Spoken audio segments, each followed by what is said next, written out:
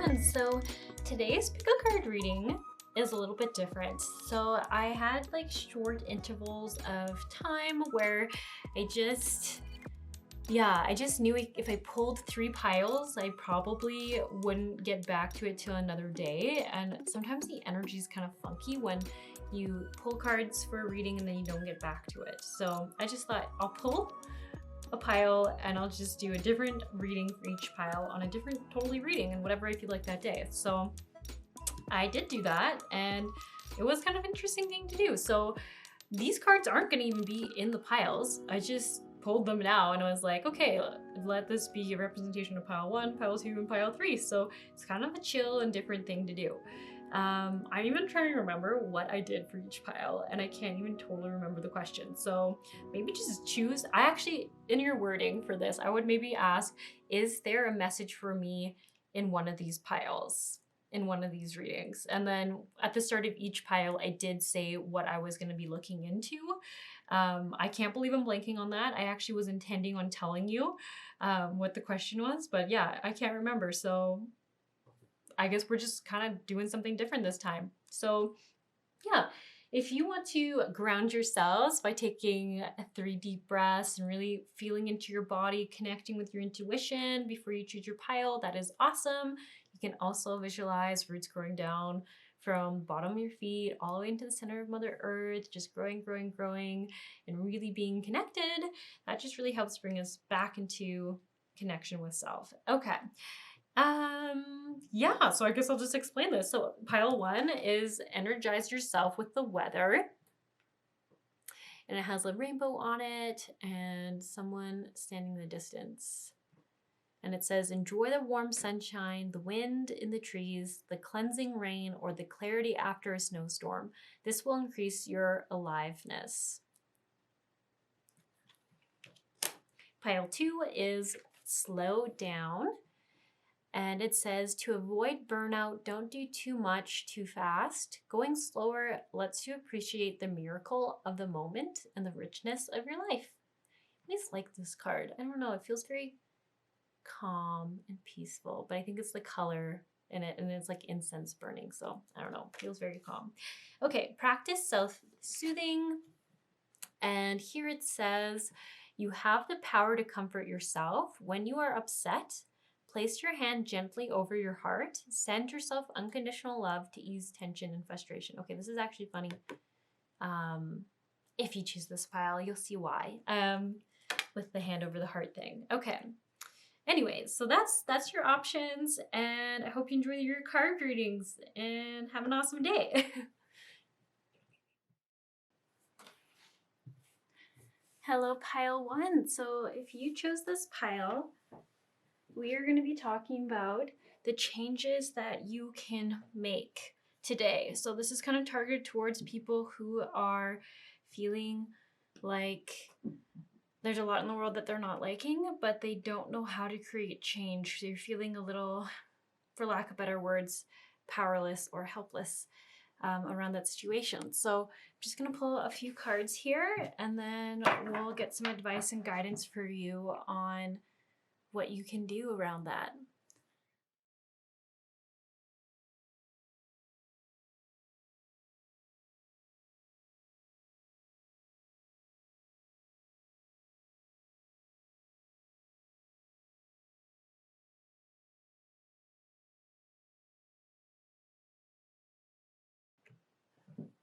All right, so the energy we have is a wasp spirit. Sometimes life stings.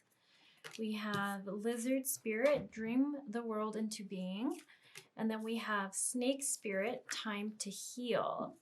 So this is sort of the energy you can shift into around this situation that you're feeling powerless in. And you know what? I'm also just going to put down the rest of the cards while we're here. So guidance and advice, we have Star Ancestor, follow the voice of your soul.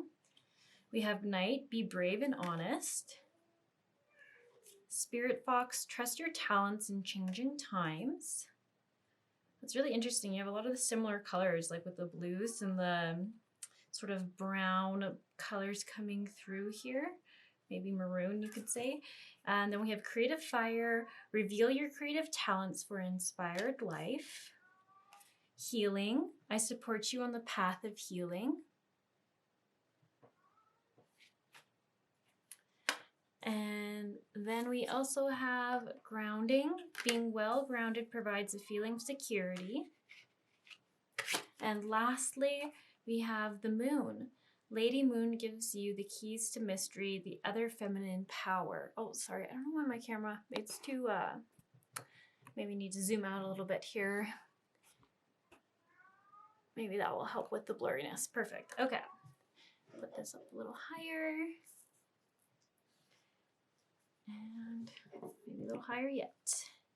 Yeah, I do notice there is a lot of color similarity. So right now I'm already feeling like there's something around the root and the way you are communicating in the world. So the way you are hearing other people speak and what's going on there, the perspective you're seeing. It's often referred to not always hearing people for what they're intending, but sometimes it can be hearing things.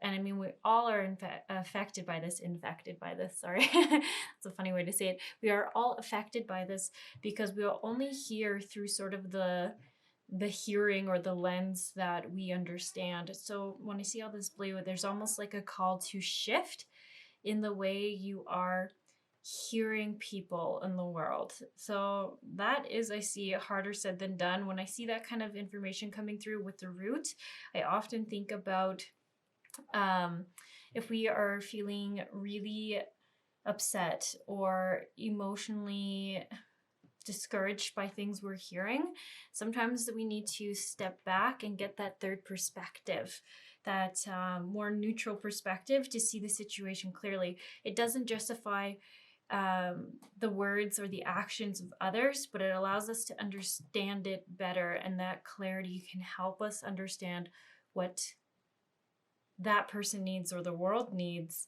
to kind of get out of that storyline that we're not liking. I hope that makes sense. I can see how that could sound very gibberishy. Yeah, and the other thing I really find interesting is there's so many winged things here. So that really also is enforcing this like third perspective. Once again, when I say third perspective, I really think of how like in indigenous culture, they almost say like be like the eagle who sees the whole situation from above, who is not being emotionally sucked into either side. It's just seeing all that is happening below for the clearly the highest vision of it, the highest view of it. So I would also see some people referring this to seeing your higher self's perspective on the matter as well. There's a lot of different language you could use, but whatever reference clears to you clarifies the same meaning of not looking at the situation through your own eyes and remembering it strictly through your own eyes and the way you saw it, but stepping out and asking what was going on with them, what was happening in the situation, what was the chaotic environment doing? Was the environment not even chaotic? Maybe it was calm, who knows?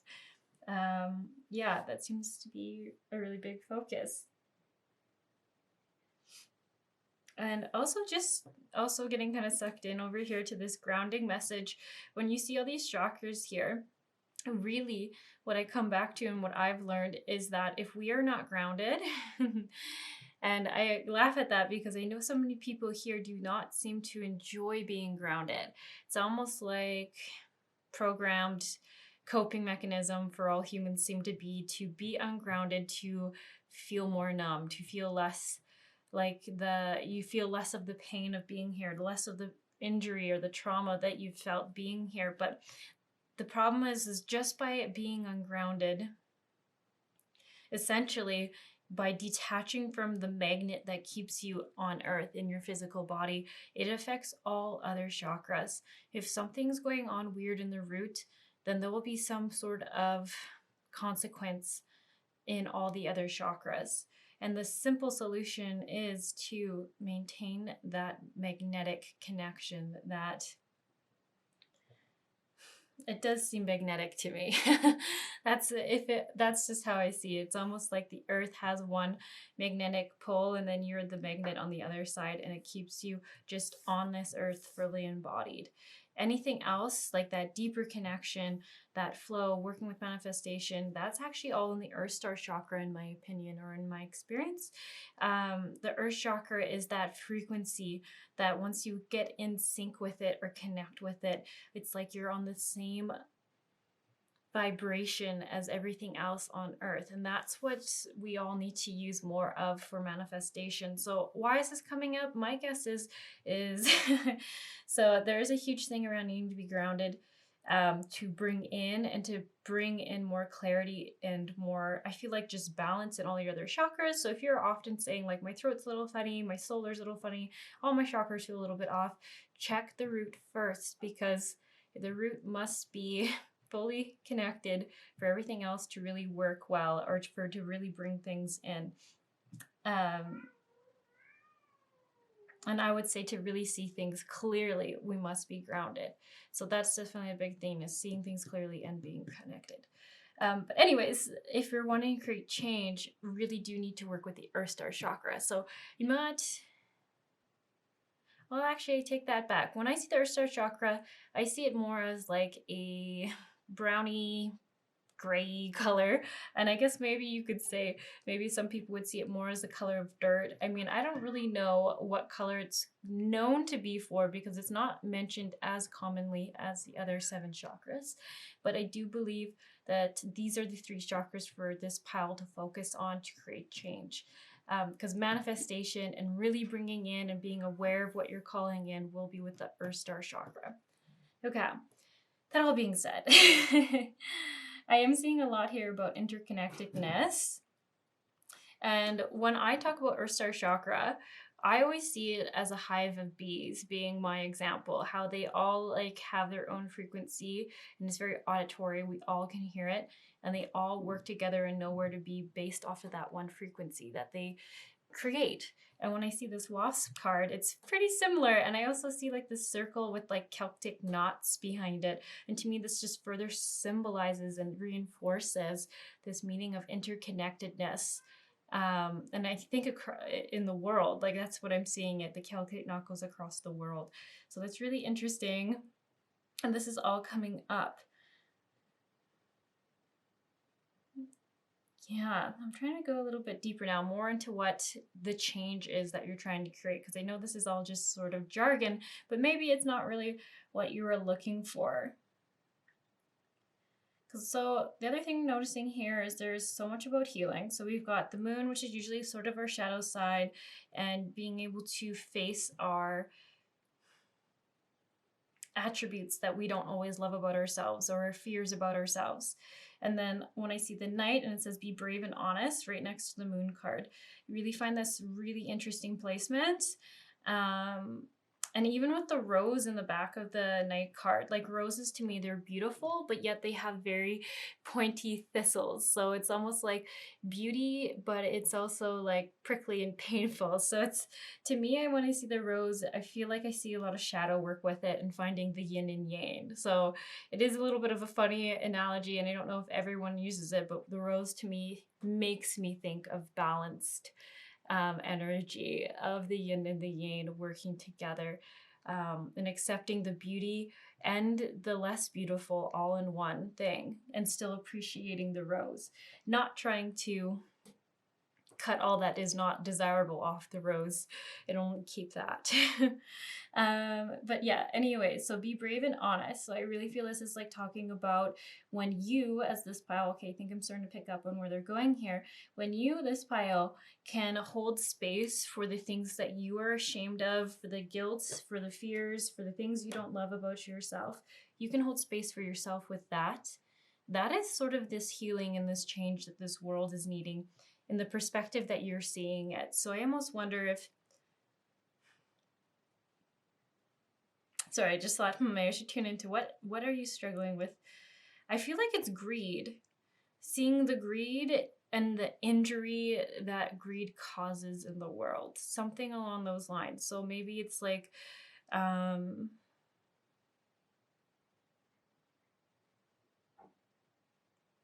I think I'm also getting like lack of compassion for others, almost like seeing others as not human, seeing them as just something less than that kind of energy.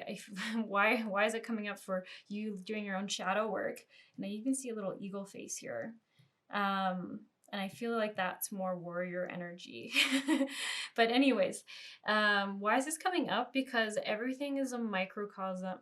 Everything's a macrocosm of the microcosm. So if you yourself can't hold space for yourself to see those small bits of yourself that you're not proud of, maybe places where you are a little more like greedy by maybe your definitions, or maybe places where you're not like proud of things and you try to hide things about yourself that you aren't proud of, that you don't want to be there, then it's sort of like if you can't hold space for that, then the world around you also can't hold space for it.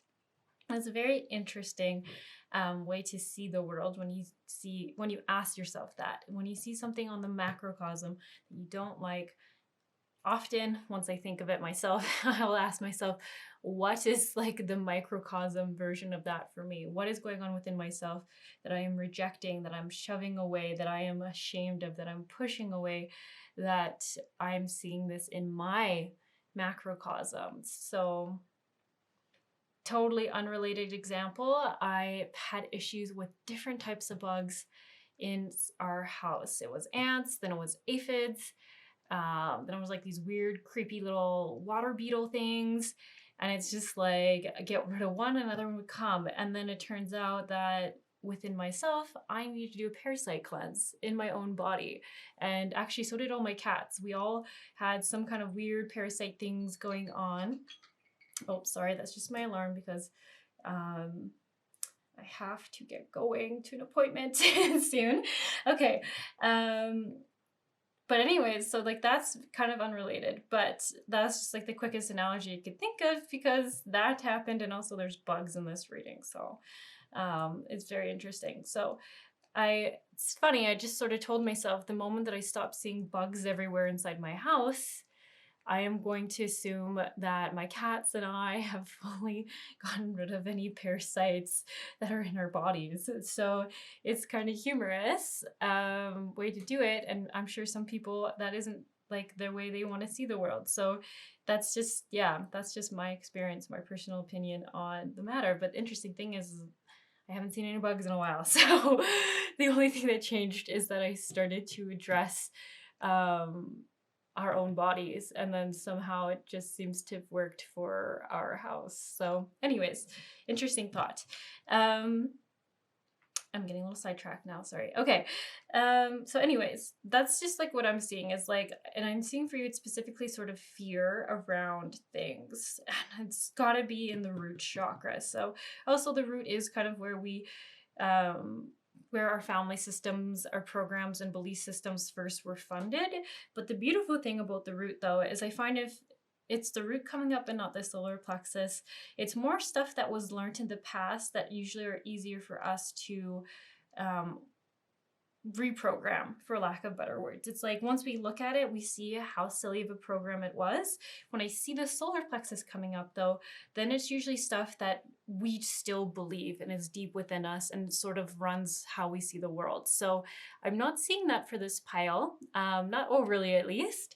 So that is really awesome. So it's kind of telling me that once you kind of like reflect and look in at what this is, I see that you'll be able to change it because it's almost like these programs are just, they haven't been updated. That's the best way to say it. They just haven't been updated, but you don't really hold any weight to it. It's almost like if your parents told you a lie about something because it was easier than telling you the truth in the moment, and you look back at it as an adult, you're like, wow, how did I ever believe that? For an example, had a friend who was terrified of tornadoes. Their parents didn't know what to do about it, so they just said there's tornado spray, and they put it on the house.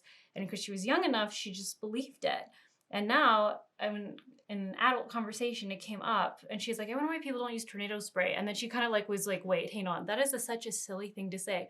Tornado spray cannot exist. But because she never revisited it, she had never even thought to update that program. So obviously, as soon as she said it, she was like, wow, I can't believe I believed that for so many years.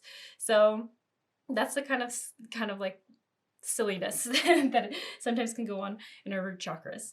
So anyways, the characteristics, let's talk a little bit more about that I'm seeing for you to come into. So it says, sometimes life stings. So when I see the Wasp card, I'm seeing it's like acknowledging that sometimes you don't like what you're seeing. Sometimes there is just some lower energies, there is some pain, there is sadness out there that you do not like. I think the difference here, though, is instead of sort of pushing it down, or instead of trying to ignore it or trying to change that emotion, that a reaction you're having, I'm getting just like hold space for it. It's almost like how a lot of people feel like they just need people to hold space for them and not give them a solution. This is sort of what I'm seeing around this. You just need space to feel that, to feel it out, and not have anyone try to tell you what to do to not feel it anymore or how to get rid of it. It just needs a space to be felt and released. And it will probably, like, if you feel this way, like, it will probably come up when you see another situation where you don't like it. And it's just saying the same thing, hold space for that. Because I feel like once you hold space for it, I feel like that's when you get clarity once it releases on what you can really do about it, or what you want to do about it, or what you feel called to help. So maybe we'll be volunteering. Maybe we'll be working together. I don't know why I just got someone's gonna make crafts. That's so weird. Crafts or daydream catchers. I don't know, that's weird. Okay, anyways, that was weirdly specific. Sometimes I'm like, this doesn't make any sense, but maybe it'll make sense to one person. Okay, and then Lizard Spirit, dream the world into being. I love it when this card comes through, because this is exactly what I believe in how the world works. And not everyone has to believe the way I do, but I just believe that what we see, because I always see this, I think it's a leaf, but I always see it as an eye. What we see and decide to put energy into, like if you are like, I feel really empowered to see a world where whatever it is you're dreaming about, something that makes you like go into the emotion, feel good. And I think the problem is a lot of us, and it's not through lack of socialization, have always been told to kind of imagine worst case scenario, feel into like our worst fear, feeling into that. And I'm like, we're kind of accidentally manifesting in the opposite of what we're wanting. So if we can feel into a world that's beautiful, feel into the world where I feel like everyone's uniqueness and culture is accepted, I think that's a big thing for this pile, is culture, cultural differences, and just honoring the beauty and the difference of them. And not being afraid that one looks different than the other, or one is so different than the other. Dream the world into being. So really remember that where you put your emotions and the emotions you choose to have will create and reflect the outcome of the world you see around you. Very interesting. And then the snake spirit, time to heal. As we all probably know by now, snakes are such a symbol of transformation.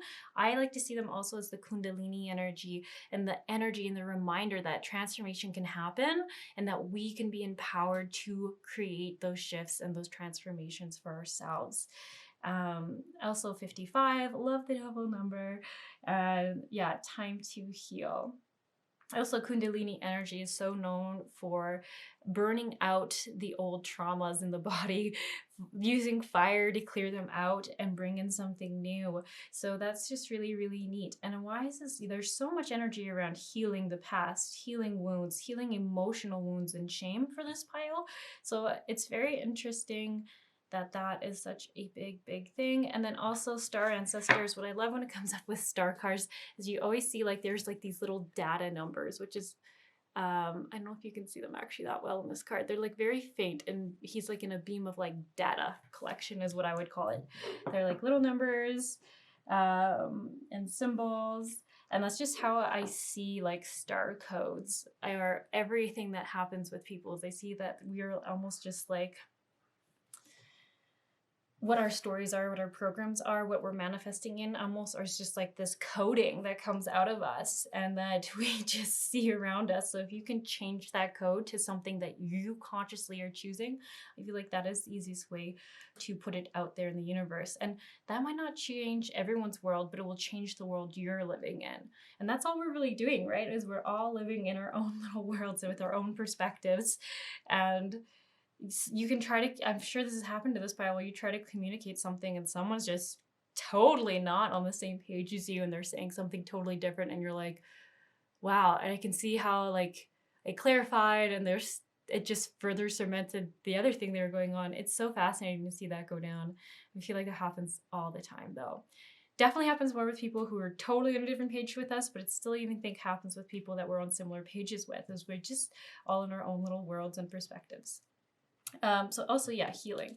So you got 2 healing cards, 2 feeling your shadow cards, and trust in your talents and gifts. Yeah, there's so many cards that are very similar, and these are from different decks, but look how similar these card colors are. That's what's really cool to me, is that they're so different.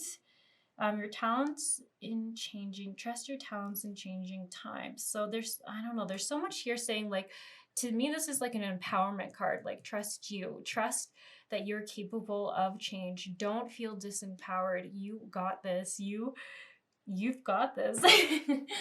Yeah, you know what's funny is I did really want to read a card description from one card, because I just, sometimes I really love giving someone else's version of the words, because I feel like just helps with clarification. So I'm debating between the Spirit of Fox and Wasp Spirit.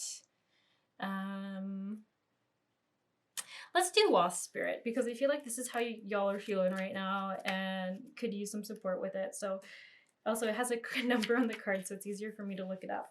And I'm running a little bit late for this appointment now. So sometimes life stings. Not all spirit creates and nature is easy to love. But when we look through the eyes of Wasp Spirit, we recognize that even though sometimes life stings, there is a purpose for pain, just as there is a purpose for wasps in natural world. Wasp keeps insect populations down, supporting the growth of plants. So too the sting of life may hurt, and you may feel deeply disappointed or even resentful that Wasp Spirit has shown up. But you will soon come to see that Spirit has something wonderful in store for you. You may well come to realize that being stung led to something far better than you had envisioned for yourself. Perhaps behind the scenes, Wasp Spirit was conspiring with Spirit to ensure that you could grow something of value to you. Spirit has a plan, and Wasp Spirit plays a part. Have you ever looked back and been glad your prayers weren't answered because the path you took led to something far better? Wasp Spirit is a reminder to reflect on those times, for today's sting may hurt, but something better awaits you. And then it just says, are you holding on to anger, jealousy, or resentment because you got stung? Just having that question as a reflective question. So interesting. Okay, and the whale thing here too, I just want to talk about it, is whales are so much about communication and connection. And I was just noticing that this guy's speech bubble has like code in it too. So from my perspective on how I see the universe is there's a lot here about it's important to shift sort of the data you're putting out there, the things you're saying out there. So what does that look like when I say that? If I see someone who really like doesn't like something, but unfortunately they are kind of stuck on what they don't like. So like I was saying a little bit before, it's like if you're in your head, there's a constant stream of saying, I hate how people are so greedy. People are mean. People are bad. People are selfish. People are gross. I hate this about people. But like, you know, like it's just going on and on and on, but it's kind of like it feels gross. It's gross thoughts because they feel disempowering. There's no solution, and there's like this just like I can't do anything to change this. People are just bad. There's also strong judgment on it. One person's perspective on it. It's almost like calling to awareness, and I know this can be things people don't like hearing. I don't always like hearing it when people tell me this stuff, and then after, when I reflect on it, I'm like, okay, that's probably true. I just hate being called out on my shit. So sorry if you're feeling that way too. And also, this is just a YouTube pick a card reading, so do always remember that it's like really up to you to reflect and see, because it's a general card reading. Maybe how I'm saying it isn't going to resonate with you. Maybe for you it's more like, are you saying things that are negative about yourself that you need to shift a little, or you could shift a little bit because you're trying to transform shame into empowerment within you. And maybe you need to say like, I'm a goddess, I'm a beautiful human being, I'm powerful I create change.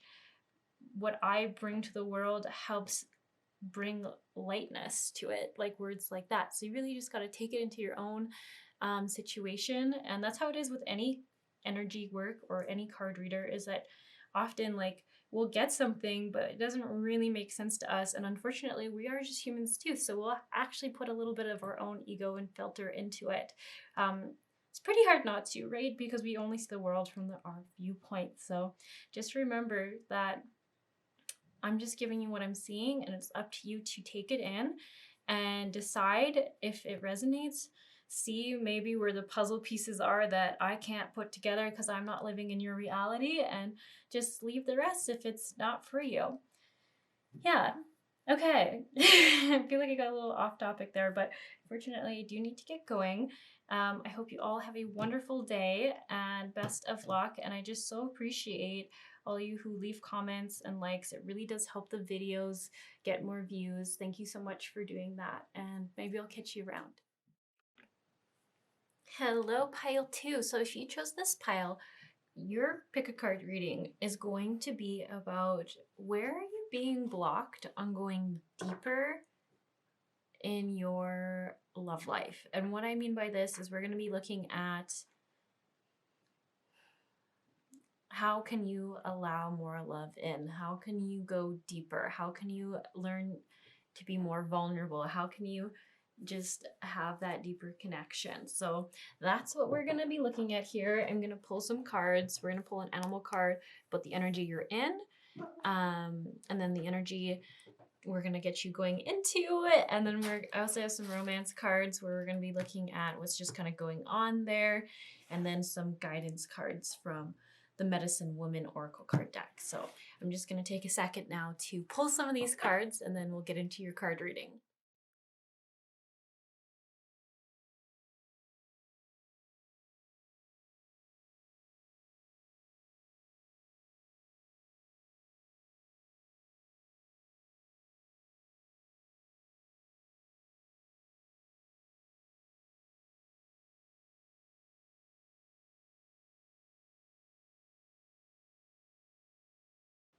Okay, so we're going to start with the 2 cards here that are just going to tell me the energy you're in right now in your romantic and love connections. So we had Bee Spirit, Sweet Results Await, and Watch and Wait, Seahorse Spirit. Interesting, the Bee Spirit came up upside down.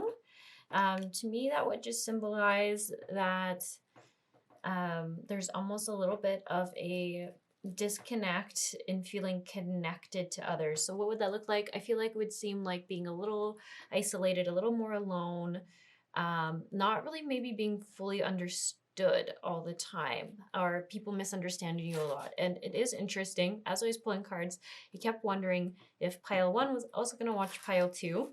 And then now that I see this card, the first pile had Wasp Spirit, which is interesting because to me it was very similar to Spirit, Bee Spirit. So if you're drawn to both, you might be watching both right now. Okay. Anyways, let's keep talking about these before we look at the other cards, and just more about the energy you're in, so you can really see if this is accurate and resonating for you, the energy. So the interesting thing that comes off of this energy that you're in is it talks about heady energy. So it's almost like if you've ever heard like you're your own worst enemy. I feel like that's the kind of energy that comes off of these, where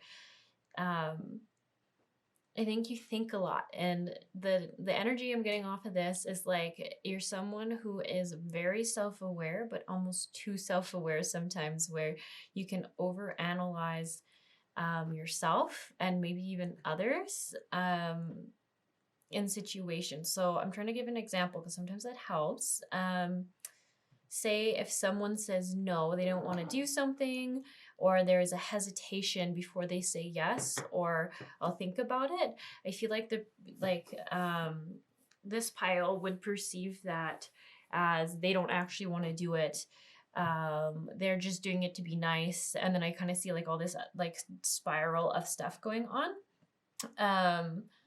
And it's interesting because the seahorse is very much about being a neutral third party perspective. So there's a part of you that's like, okay, well, that might not be true. Let me see the bigger picture. And either way, there's a lot of mental energy here. Lots and lots of mental energy of like wondering what something meant or didn't mean, but then being like, well, did it really mean that? And like backstep like 6 times. But then the bee spirit, it coming up like upside down, really says that often. It's so interesting. I can just see the collision of these two different things going on.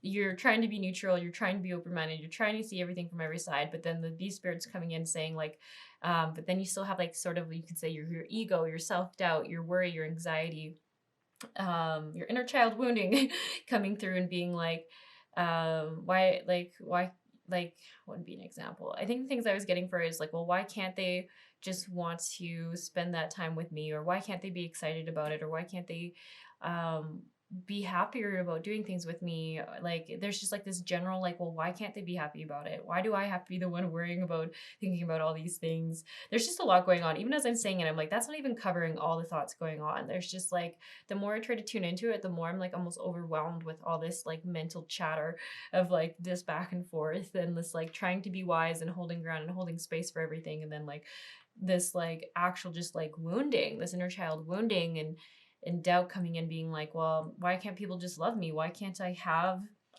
what other people seem to have so easily? And yeah, I hope I'm getting this energy across well to you. It's very mental. And it's interesting because if you look at the outside environment, all that happened was this person hesitated before saying yes to something. And it's interesting. So it's almost like you could say like spirit's perspective on this is they're saying like they see this going on for you, but actually what I see going on for this other person is almost like, say you ask them to go out to this restaurant, but they've just decided they can only spend $100 a month eating out. So they said yes with a hesitation because they have this new thing they've established within themselves that they want to try to do, and they are feeling conflicted on interests. Like they want to see you, but they just said they're not going to spend more than $100 a month on food. Or the other example I get is maybe they told a friend that they would go to, this is so random, say a karate class. They're going to learn how to do karate. And they're going to go every Thursday. And when you asked is on a Thursday, and they might have to say no to that friend, or they might be really tired or sweaty or smelly after this class. And they might feel weird about going to this class with you after, because they just might not be like really energetic or really feeling it that day. And I feel like they're saying like there's more information, and the thing that's going on sometimes in these dynamics are just like conflicting interests of that person. So it's not that they don't want to do something with you. It's like the thing you specifically suggested gets in the way of saying like going to their yoga class, going to this karate class, going and meeting a friend, or this new budgeting. Or it could even be for some people like maybe they're vegetarian or they're trying to eat more vegetarian, and you're asking them to go to an all-you-can-eat meat buffet because you know they like meat, but turns out they have this new thing they're trying to do. Maybe they're trying to lower their cholesterol, and they feel like they need to stay away from red meat or something. Like it could be anything like that. They're all very random situations, but I hope I'm getting the idea across. So that's what I'm seeing when I see your energy and then I see their energy. I feel like there's like this block going on of like this inner child wounding and this hurt, and then there's this like side of you that who's so self-aware, who's trying to be like, no, maybe it's not that, maybe it's not that, but then it's just this other side is like, but what is it then? Because it can't be anything else. And I saw their body language, I saw how they responded, and it's almost like this communication block is what I'm getting. This communication block around what is going on within them. And it's almost an opportunity, instead of going into the mental energy, to go out of the head and ask for more clarifying questions. Like, I think the habit though, and I feel like this is a habit for this pile, is that you were always taught to not seem disappointed, not seem upset, don't be too emotional about it, don't say anything. So instead of kind of going into this default programming of how your family system worked when you were younger, I can almost see this like encouragement to use this like wise, self-aware side of yourself and go, I noticed a hesitation. My part of me is feeling a little bit hurt, But is there, like, why am I feeling a little bit hurt? Oh, because I felt the hesitation, and then I assumed this other stuff, or I went down these rabbit holes of all these different possibilities. Then it's almost like, okay, so the seahorse side of you should ask, oh, I noticed you hesitated there. Does that date not work great for you? Or is there, can you tell me more about that? Is there something there you're not wanting to do or doesn't work for you? And it's like, not putting them in the wrong, not making them bad, just going, hey, I just noticed that there's a hesitation there. Is that not the best day? And then people will often give information once they've realized that they're in their own little mental world and they haven't shared all of their process back. So they might go, oh, sorry, it's just I decided to start budgeting a month. And that restaurant's a little expensive. Is it possible we can go to a different one? Or maybe we can just eat at home? Or maybe they'll say, like that karate example, I decided to do karate classes with my friend and they're every Thursday and I might be really tired or I might not be able to make it to that date. And then it just will save this sort of mental conundrum that keeps happening, for lack of a better word. Yeah, so that's kind of what I'm seeing. Lots of mental energy, and it's creating separation and the illusion that people don't want to be close with you. People don't want to spend time with you.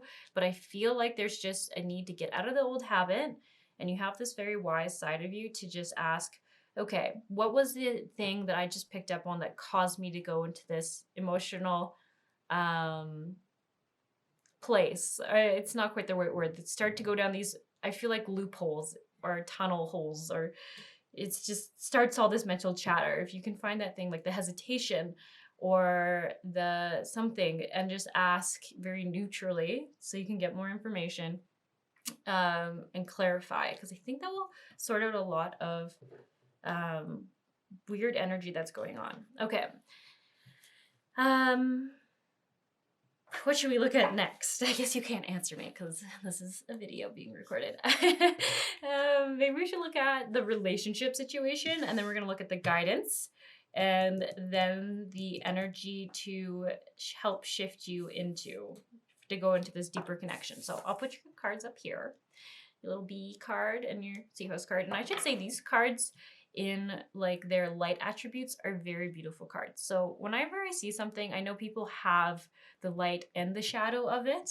And it's just coming through is that you're a little more in the shadow for the bee. So that's where like the loneliness, the feeling like disconnection, like sort of the opposite of everything a bee feels, like seeing what others have and wishing you can have it, and feeling that other people get it so easily, but maybe not realizing the battle that they themselves also went through to get there. Because you usually are only seeing people after they've done the work, if it's successful, or after they've gone through hardships, if it's successful. And I feel like sometimes we can just sort of forget that. Wow, you got a lot of love cards. So heart-to-heart conversations, that's really interesting, because that was one of the ones that just came flying out when I was pulling cards. And I kind of thought this was going to be themed. So maybe I'll put it up here with your beautiful seahorse card. And I think this is even going to say, like, this is the theme of what this relationship needs to go a little bit deeper. Heart-to-heart conversations. Honestly discuss your feelings with each other. And I feel like the key here is doing it in the moment. What do I mean by that? I feel like the energy coming off this pile is that one person, and I think it could be yourself. I mean, you always just trust your gut. I feel like that kind of way of thinking, you start spiraling a little bit, you start getting in your head. I feel like that kind of like amplifies it over time, and then it becomes a big thing. It becomes like that thing that you're often in argument about in arguments, and it's almost like you're both arguing about your own perspective on it in a different situation again and again. So I feel like for you, it's feeling like this person doesn't prioritize you, or doesn't care to spend time with you, or just doesn't think to put you first as much as you do them, or something like that.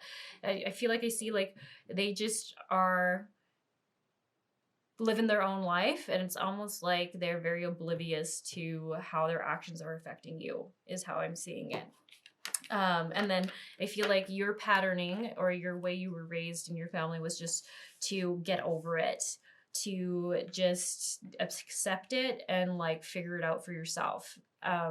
which is not a great energy to be in. It feels really awful, and it definitely feels very inner child driven. Like it just, I don't know how to explain it. Like I feel like inner child has its own unique inner energy signature in all of us, and that's what I'm getting pretty strongly. So it does feel like a habit to just have to correct, and I think you will get it, because like the seahorse spirit, like as I keep saying, is very, very wise and self-aware. So it's almost like, I think now, even just you hearing this, you're going to have this in your awareness and you're going to catch it a lot faster. And be gentle with yourself, because when I'm seeing this mental energy come up, it means that you can just be really harsh on yourself, over analytical, over critical of yourself, and like not having figured out something fast enough, not figuring out things as fast as you'd like, feeling like you know better, but still are making the same mistakes. So you're just human still. And when I see like people's personalities, there is like, I would say there's like all these different roles in us.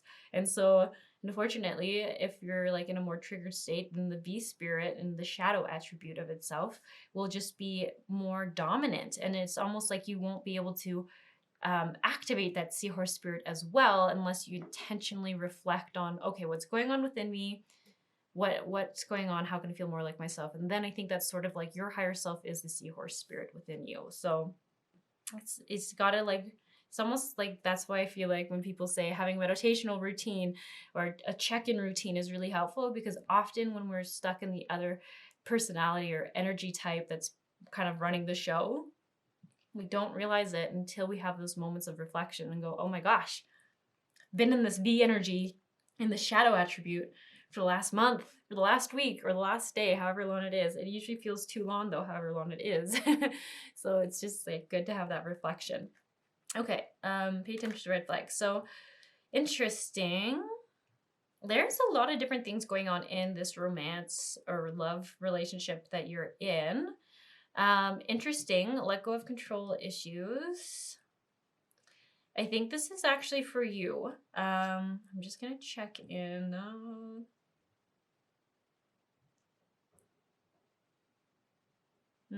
Okay, yeah. I think a lot of these are more talking for you specifically and less about the person you're in relationship with. But they're almost showing me, so let go of control issues. So this is where the mental energy is going. And I know this can seem weird, and sometimes we perceive it differently than what we perceive control looks like. But I feel like it is that energy of like self-defense. And I wonder if it's almost like if this person says no, you feel a little more defensive. I think that's what it is. And it's not even always a bad reason they're saying no. It could really just be a time thing. It could just be, sorry, these are just not fitting as I'm like wanting them to fit. So I'm gonna put that here. It keeps bothering me. Keep pushing them back and forth. There's the control thing. Makes sense. Okay. Anyways, yeah, I really do feel like this is part of that shadow attribute B energy. It is definitely related to how you felt safe when you were younger, as feeling like if you could control like your level, it's almost like your level of expectation. So like if you could just know when, I don't know. It's so funny. I keep trying to go into it, then I'm like, no, it's more than that. It just feels like you would like to know the most information as possible so that you can best protect yourself from having expectations that aren't met. I think that's what it is. It's almost like, ooh, I feel like your biggest disappointment in this relationship is like you just like assume something will happen or have an expectation something will happen, and then it doesn't get met. But I don't think it's ever really verbalized. It feels like one of those things where it seems so obvious to you that it will happen, and it's something else seems so obvious to your partner that it will happen, but there's no actual physical or verbal communication happening, and then each of you just assume like the opposite thing is what I'm getting, like the opposite thing, and then it just messes everything up. I think it puts you more into this shadow attribute of the B, of feeling isolated, alone, like things aren't working, like why can't it just be easier?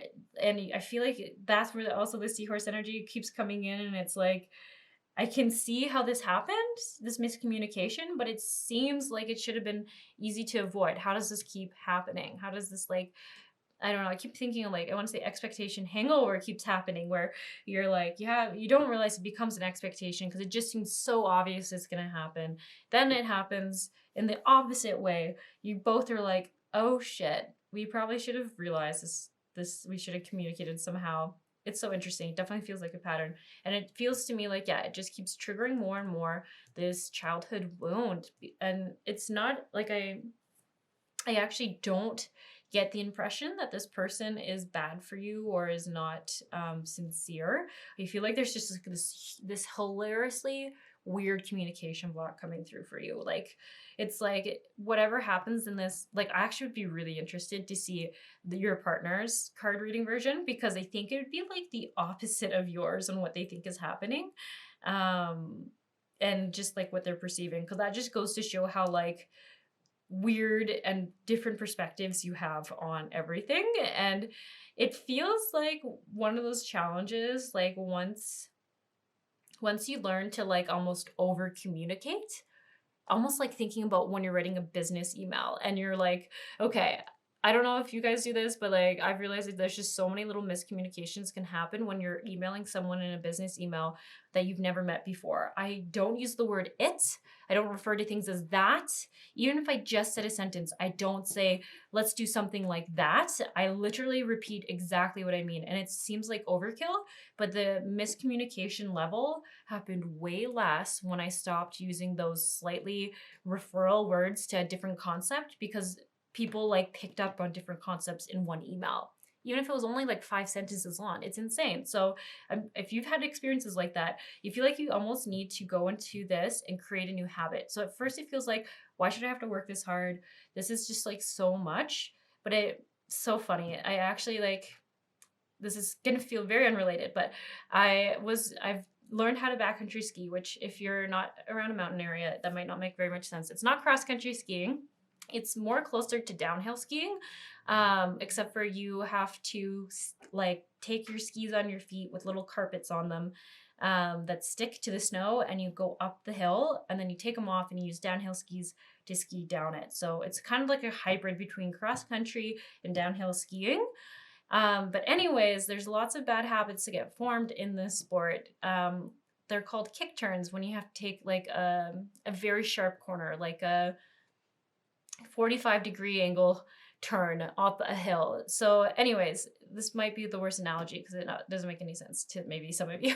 But anyways, I formed such a horrible way. I was taught it the very first day when I still didn't even know how to ski. Learned how to ski backcountry, which also I don't recommend. Just makes it a lot harder for everyone in the long run. But I picked up so many bad habits, and now we're like 3 years later, and I'm still doing that exact first way I learned. And just yesterday, a new friend, you could say, someone I just met, tagged along with another friend, was like, hey, you're making this so much harder for yourself the way you're doing it. And we had a very big hill to go up, so I had like literally probably 50 turns to practice on. In the first 20, I was like, how can I be this bad at figuring out how to do a different thing? But I realized I had to stop letting my body go into default, and I had to, as annoying as it was, to stop for a second, or even more like 5 seconds, and then tell myself, okay, we know, my body knows the old program way to do it, but I'm trying to create a new habit. So I'm going to pause. Okay, I went through the little list, and it sounds funny, but like there was like kind of like a list of different things I kept doing wrong. So I was like, can't bend over, I have to stay straight and strong in my form.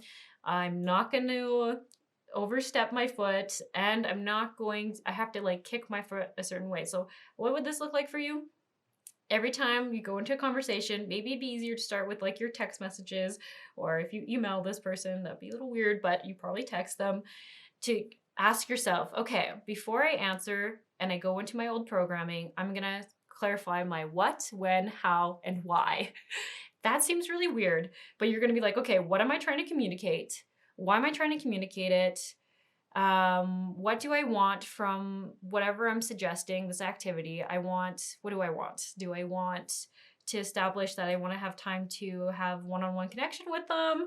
Do I want to just am I just communicating that I'm just thinking about them and I hope they have a great day? okay, and then how am I going to do that? And then you make it into a message. So it's almost taking rid of those really quick messages where a lot of miscommunications happen, where you're just like, yeah, sure, sounds good. But then you just have all these like assumed expectations that are not clarified. So first few times is going to be hard, but after a while, you won't have to take those 5 seconds to ask all those where, what, why, how questions. You'll just implement it, because that will become your new like internal programming. So it won't be so like consciously having to do. So I think that's going to be a really big thing. And you know what? As I learned on the weekend, after about 60 turns, it took me less and less time to think about it. Instead of being like 5 seconds or 10 seconds at the start and I was still messing up towards like the 60th turn, I was like, oh my gosh, okay, I no longer need to think about how I turn my one foot. It's just naturally doing it now. It understands that it's a new way. A few other things I still need to fix, but I was just like, wow, that's crazy. In one day, in one uphill track, I corrected a habit that I've had for 3 years. So that still felt impressive to me once you get there. But at the very start of it, it felt horrible and like I was just stupid and I was never going to get it. That's how I felt. So if you feel like that, don't be hard on yourself. I mean, this is coming from someone else who can also be hard on themselves. You are going to get it. You are going to get it. And even when I see like the romance cards, like I see attraction, which I love to see. And I love the card that comes through with this one is like the heart chakra colors. So it feels to me that it's like attraction of souls and spirits. And to me, that always feels like deeper and more sustainable than just like outward attraction. So it's almost like you're attracted to each other's souls, to the way each others think, even though it can be frustrating sometimes.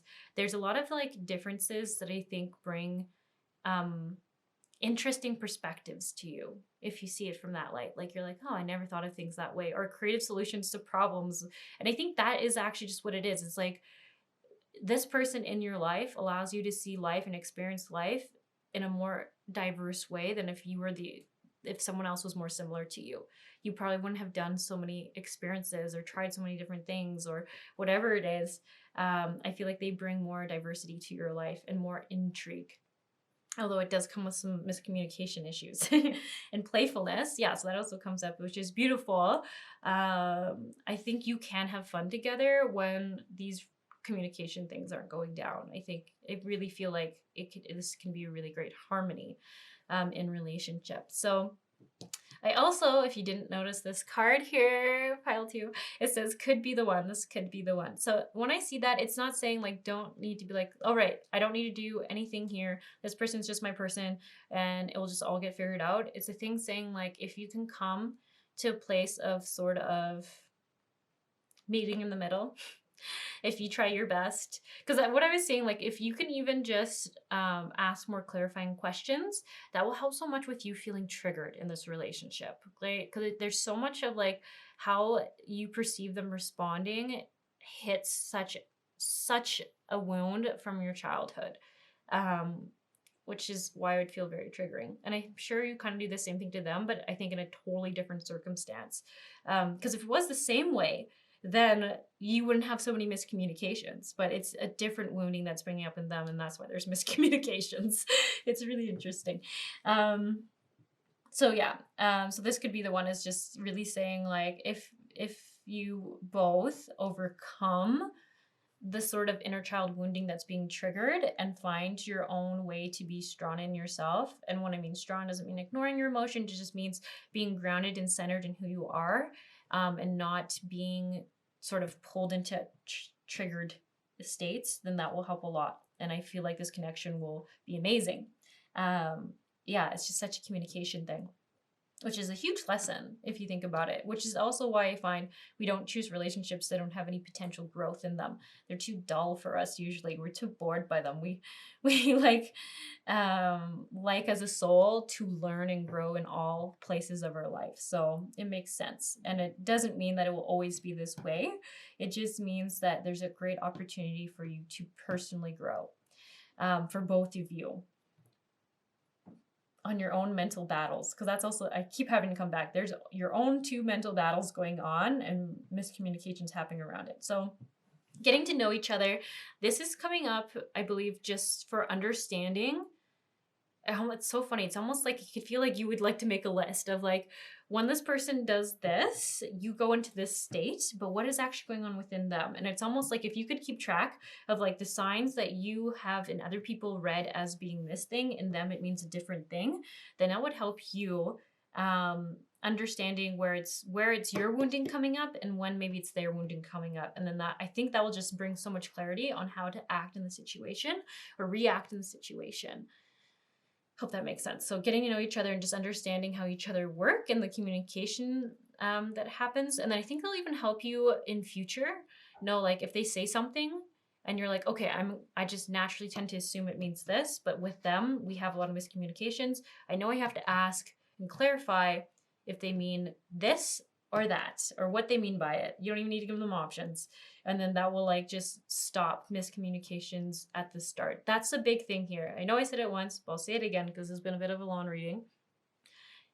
Clarifying things in the moment will be the key to success. So learning to ask more questions in the moment. And that is just an old habit that I think you're going to work on breaking.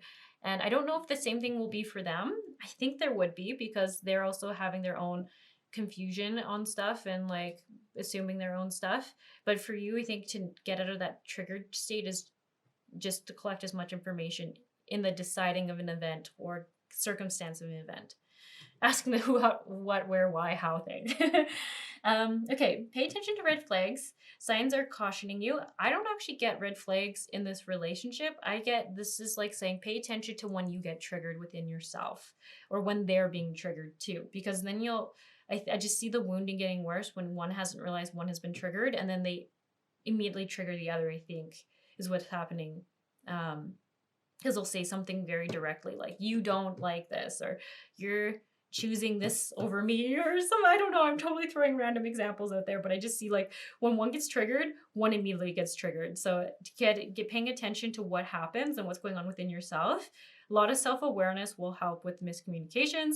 Then eventually really do think you'll just nip them in the bud before they continue. And occasionally they might happen still. I mean, you're just human, but I really, really can see things changing, old habits changing, once there's just like more awareness to what's going on. So anyways, just to sum that up, I really do like this relationship for you.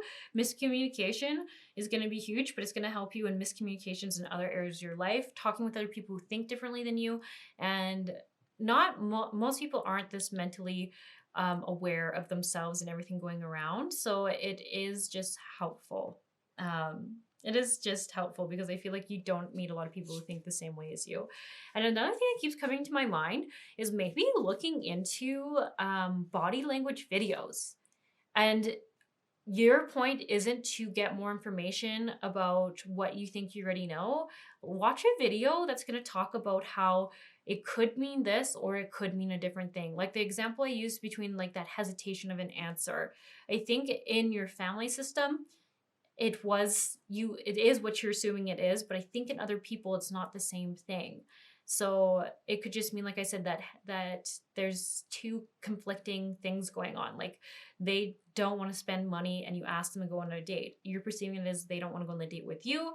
They're actually just having that issue of I'm trying to save money, like stuff like that. I think that's kind of what you're looking for in a body language video, is things that are talking about more than one possibility what it could be. You don't want anyone saying it is this.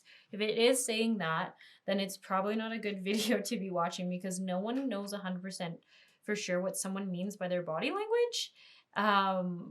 Because there's so many of us who like adapt to different things. So that's just my whole point, is just seeing the other possibilities. That might okay. So sad. I saw that my camera automatically shuts it off at 30 minutes or 29 minutes and whatever seconds, 59 seconds. I don't know how long I was talking about it. I think I was just repeating a lot of the same information. So we're just going to be okay with whenever it stopped. I only put down these cards and we're going to look at guidance. And I was just saying that a lot of these cards did talk about guidance already, but sometimes repetition is great. So let's see. Guidance cards. We have deep listening.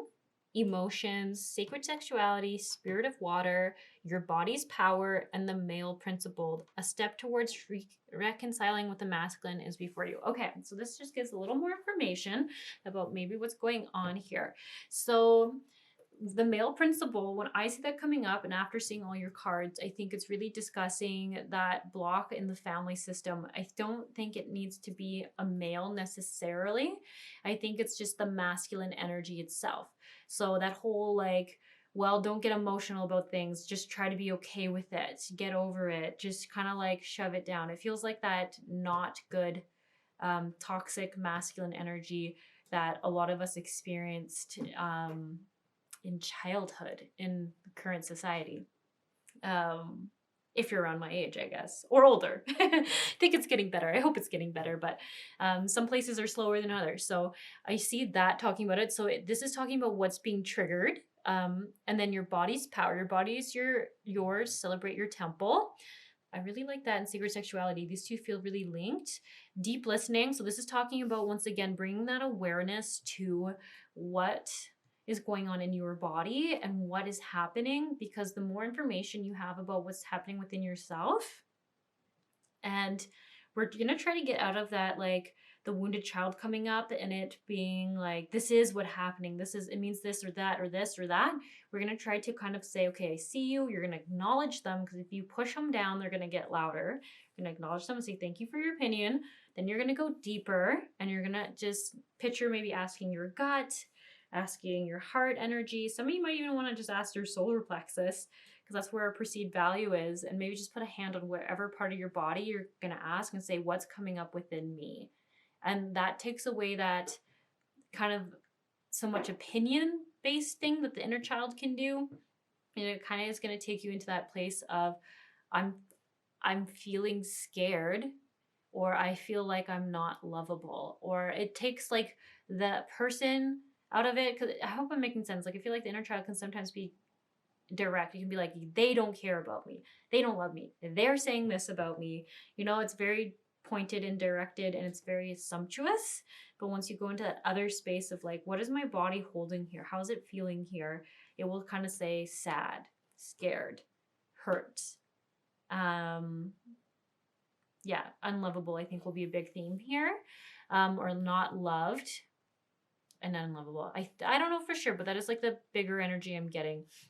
And then it's almost like saying, like, once you can get to that, I think you're gonna really see like, why do I feel that way? Like, what is coming up? And then it could be that situation you're in, but I feel like for this pile, it does feel so family tied. So it would be like, I just never felt like my mom or my dad like loved me, or I never felt like they gave me time and space. I never felt good enough for them, or like worthy of their time. And it's coming up right now again, because someone I love isn't having time for me. And just even like holding space for that, I feel like takes so much weight off the person in the situation.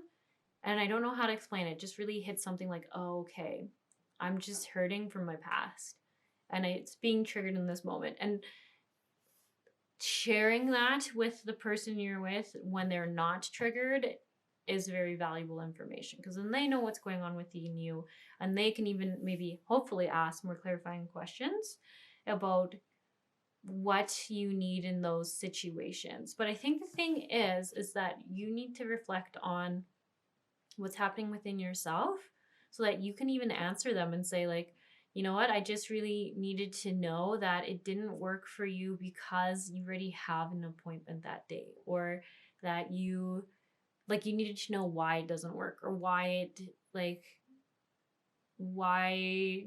I feel like the why it just keeps coming back to that. Or like there's that maybe they'd like do another day, or try to work with you to create something different. I don't know for sure, but that's just like a pretty strong energy I'm getting. And it is saying, like, if you don't know the answer about what you're needing, what's going on within you, how can your partner know, and how are they going to be able to guess? So there's like this self-reflection thing coming in. And I think that kind of ties into this emotions card. So you're an emotional creature. Fertilize that great power. So I do see that as almost like, instead of kind of this masculine way, toxic, I should say, because it's not the healthy masculine energy in your family system. It's like the injured masculine. That's the better word I'm looking. I don't like it when people say toxic masculinity sometimes. It feels too harsh. So the injured masculine, we'll say, from the family system is like telling you to like look down on these emotions. Don't feel into these emotions. Ignore them. They're just drama. They're just annoying. They're like, you just name it. I feel like there's so many things going on there, and it's almost saying actually they're your greatest power because they bring clarity, and when you're in touch with them, then you actually know what you're needing. And you won't go so much into that like rebellious. That's, I don't know what I was just trying to say. Go into that rebellious, child wounding state where you're just like, well, why not? Like, I think you can all correlate when we're all been really triggered and we're all in like emotional states where we're just like not proud afterwards of how we reacted, but we're still angry and we're like, it's fine, it's fine, but you're also just not happy either. So it's just like this gross loophole. So feeling and learning the emotions, really, really helpful. And sacred sexuality, your body's power and spirit of the water. Oh, and there's a whale. There's a lot of whales in this. To me, it's all about whale connection. We were talking about the bees being in its shadow attribute, which feels unconnected, out of its family system, not around people who understand it. Like literally, whales are about communication. So if you're feeling like people don't understand you, it's almost like a need to understand yourself and what's going on first. And I even think like with these two, I'm seeing like instead of like, I feel like you're like by default, you're going out of your feminine body. You're like pushing it away when you get triggered or when you get upset. I feel like you're like someone who's normally in it, and then you're like pushing all that feminine energy out. Like, I don't want you. I was told not to have you. You're going to make me feel things that I don't want to feel. And I just don't want it. I feel like it's getting pushed away. So I almost feel like the call is to like bring in the awareness that it's safe to have that part of you still, and reconnect with this source of your divine sexuality. So it's also interesting too, like, I know some people say like there's energy and then there's like sexual energy, but if you look at it, a lot of people have theorized that sexual energy is all energy because it's sexual energy is creation energy, and all energy is you can create things with it. So I almost feel like there's a little bit of like a healing journey that needs to go on too with that. And I also wonder if this is affecting your like romantic physical relations. I don't know the professional way of saying that. Your sex life or your sex or your physical intimacy. Even it might not even be sex. Like I would imagine that when you feel triggered, you don't want this person to touch you at all. And I mean, like a hug, holding your hand, any physical touch. I feel like I almost see like you just go into like a very guarded state and you're almost just like, do not come near me. Like, like it's all your guards and all your defenses come up. And that's even another sign for you about this being an inner child wounding. It's not this person in relationship. It's the childhood stuff coming up, and it's just throwing out all its defenses that it has and knows, to try to keep itself safe from feeling the emotion is what I'm getting when I look at this. So it is really interesting when you've seen how this card reading comes out, that we kind of see like, okay, at first we think it's just like a partner problem, and then we get into it and it's actually quite a deep wound that we're dealing with here. The deeper layer is the inner child wounding, that's creating this very like guarded and defensive way of coming out. Yeah. So let's end this here with the energy of the animal spirit to call in. The chameleon spirit, act as if. This is interesting. I think this came up in another pile. An antelope spirit, life is speeding up. Very, very interesting. You know what though? This one technically came up like this, and how I'm perceiving it is just like, it's so funny. I don't even know if this has anything to do with this card because I never had it pulled out, but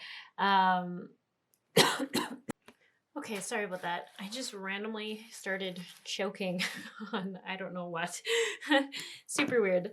It's happened a couple times lately, and I don't know what's going on with that. But anyway, so I did kind of veer directions though. The last pile I think. Can't quite remember. I did read what it had to say about one of the cards, and I was actually thinking, you know what? Maybe to summarize this, you've heard a lot of my language around this card reading. Let's use the guidebook language for you for this one, because it just sometimes is nice to have a different way of speaking iterated to you, if that makes sense. So, you know what?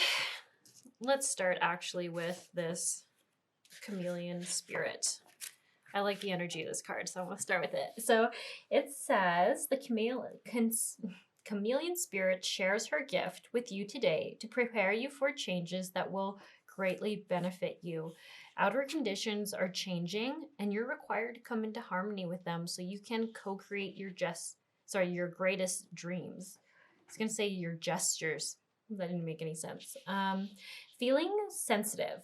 Good, because that will come in handy, enabling you to determine how best to adapt to your environment and the people in it, while at the same time maintaining your integrity and inner equilibrium. So that's really awesome. That is actually kind of talking a lot about what we were talking about like knowing what's going on within yourself, staying balanced within yourself, and then also being able to witness what's going on around you in your relationship and this person, to kind of best respond in the moment before it becomes a bigger issue or a bigger miscommunication later.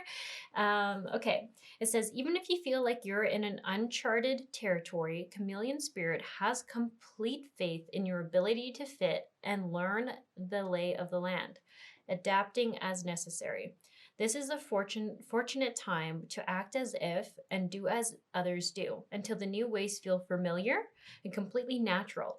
Life is offering you a great lesson now. Adapting isn't about losing yourself. It's about learning how to dance with others.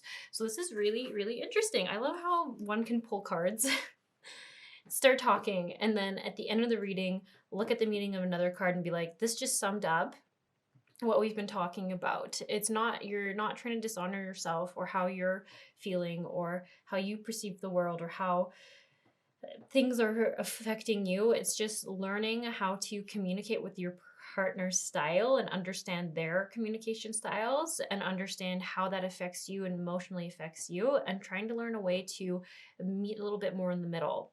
So there's less miscommunication moments. So it's really interesting. And I do even like that it comments on, if you're worried that you have to change who you are, that's not it. You're just trying to find a way to relate with others in a way that they understand. You're not changing who you are.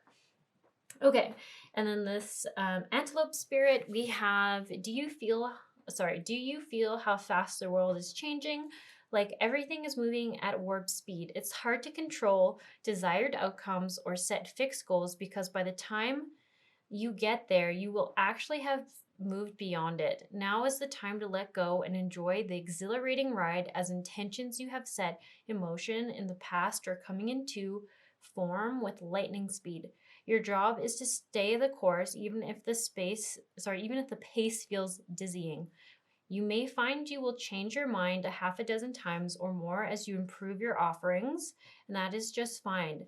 Make peace with the pace, for if you ride this quickening energy, you will solve challenges quickly and effortlessly instead of being bogged down.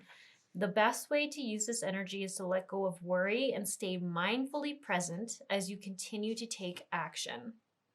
Also, if something is not going to be in your best interests, no matter how badly you want it, Antelope will quickly remove it so you can move towards what is truly meant for you.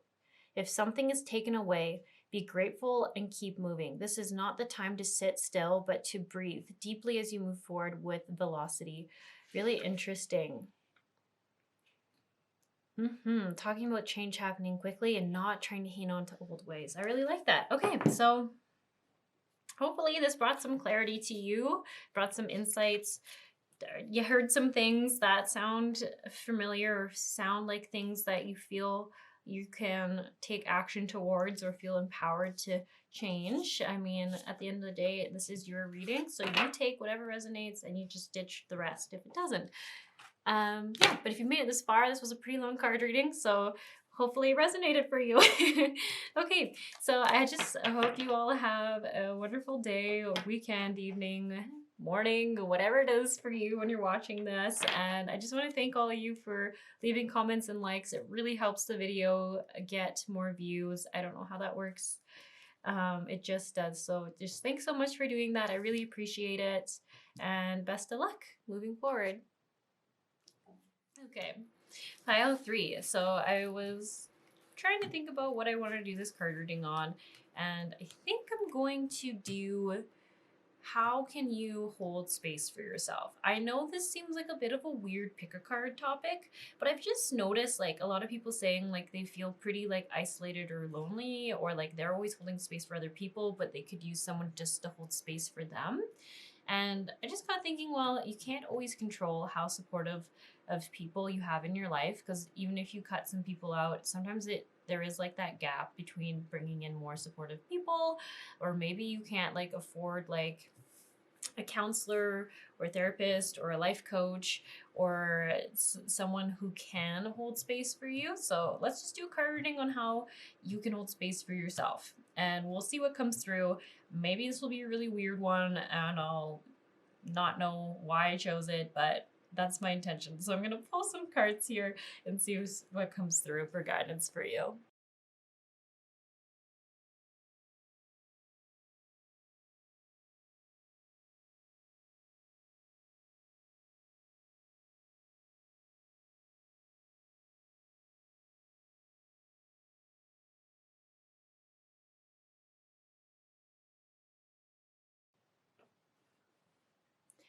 Okay, pile 3.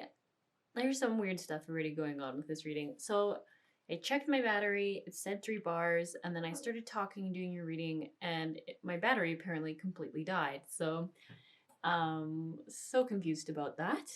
And then, ironically, as I had started to explain, was the 2 things I was like struggling to decide on what to do for this card reading. One was talking about control issues, and how to like release the need to control the outcome or control the environment or the situation. And then the other thing was communication, and working on communication and clear communication with others and yourself. And it's just so funny that already there's just like my thing went off, my cat jumped into it at the start and I restarted it.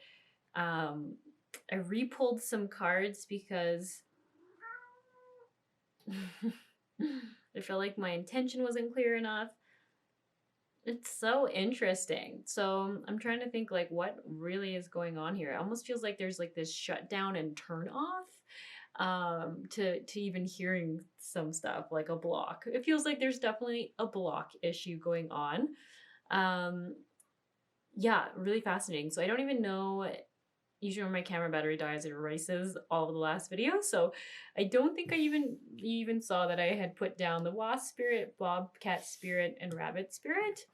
And then I had commented on the fact that these 3 cards fell out sideways. So I felt like this is the energy you're trying to move into. And it was cat spirit. And ironically, it's like an orange cat. And that was like the cat that walked through the video a few times. And also that I was like, I don't know, it's just talking to, obviously, my cat. It's like I have to be careful here because I know in the spiritual realm, some people are probably like, oh, you're communicating with your cat. Like, no, it's just like a regular human. I was just talking to my cat and I was like, what should I do this card pile on? I'm really struggling on deciding on a topic. And then this cat's very vocal, so he was just like meowing and meowing and meowing. And I was like, oh, yeah, okay, cool. Maybe it should be communication. So, anyways, it's just funny. I don't totally know what it means, but there's just some themes reoccurring. So I would say there's some blocks here in communication, in maybe holding space for yourself and feeling through something, just due to the fact that like this keeps shutting down every time I start talking about the block or the issue. I feel like that is a pattern that you are like maybe struggling with or being frustrated by, is maybe like a protective thing of shutting down. Anyways, super interesting. I also had mentioned that wasp spirit came up in pile 1, and that some of you might actually have watched all these other piles. It's not going to be for everyone, but there's like a trace of similar like energy that's following in all the piles. So yeah, I wouldn't be surprised if some of you have watched them all. And it is interesting that there is kind of similar themes and blocks for each pile around communication. Um, yeah, really interesting. And also, I keep seeing, like, actually for this pile, it is interesting when I see like a lot of these like tanny colors. I often think about there's like this archangel who's associated with that color, and I should say it's different for everyone. I was taught it was associated with that color. And he's sort of an archangel that comes forward when you're trying to break through patterns or cycles. And he's kind of like this angel that a lot of people don't love, because when he comes, it means you're going to get yourself, you're going to have like two different types of situations. You're going to have ones that you've experienced that you don't want to experience anymore, and you're going to be sort of challenged to see if you're going to say no to them or if you're going to let the old pattern continue. So it's not happening because necessarily you're being tested, but it's more like to make things clear. Do you want more of what you've had in the past, or are you going to choose something different? So people don't like it because usually if you're tired with something and you got out of a, like, say a bad relationship or a bad friendship or a bad job, and then you go to another job, you're just hoping that you won't experience that again. But there's almost like this, like, okay, well, you're seeing some of the same red flags. Are you gonna deal with it and keep, like, are you just gonna ignore it and work there for 5 or 10 years like you did the last job and hate it? Or are you gonna move right away and go, all right, you know what, I know what this is like, I don't want to work in this environment, I'm gonna look for something different. And same thing with like friendships or like dating. Are you gonna like tolerate that behavior, or are you gonna nip it in the butt once you notice it and it comes into your awareness and you're seeing those red flags or those signs that it's gonna be similar to the old pattern? So I'm kind of seeing that stuff going down. I am wondering why this is coming up though for holding space with yourself. Just try to tune into it a little bit.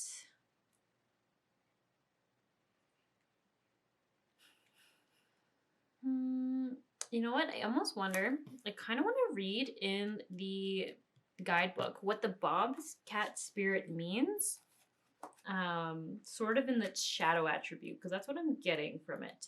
So that's kind of going to explain to me a bit of the confusion I'm having around what's going on. And ironically, I didn't even see that card talks about life as a mystery, which I feel like this pile is being a little mysterious with me. So here we go. It says, Bobcat Spirit tells you this is not a time to reveal your deepest, most cherished dreams and desires to others, but rather a time to be quiet and gentle with yourself as truths begin to emerge in your awareness. Self-protection is called for, so be discerning, selective, and even secretive, revealing no more than is necessary. People have a way of imposing their opinions on you, so pay attention to whom you surround yourself with at this time. Be watchful and check your own motives as well as those of others as you keep your secrets to yourself for now, rather than expose them to those who may potentially misunderstand your intentions or may not be supportive. Let your logical mind take a rest as you start to perceive the energy of your environment. Bobcat Spirit wants you to be stealthy and wise and keep your own counsel. Let yourself be a mystery yet to be revealed. Okay, so for some of you who are like, wait, what? There's people coming at me. I know sometimes that can be the emotion that comes from when you read things about be secretive, don't give all your cards away.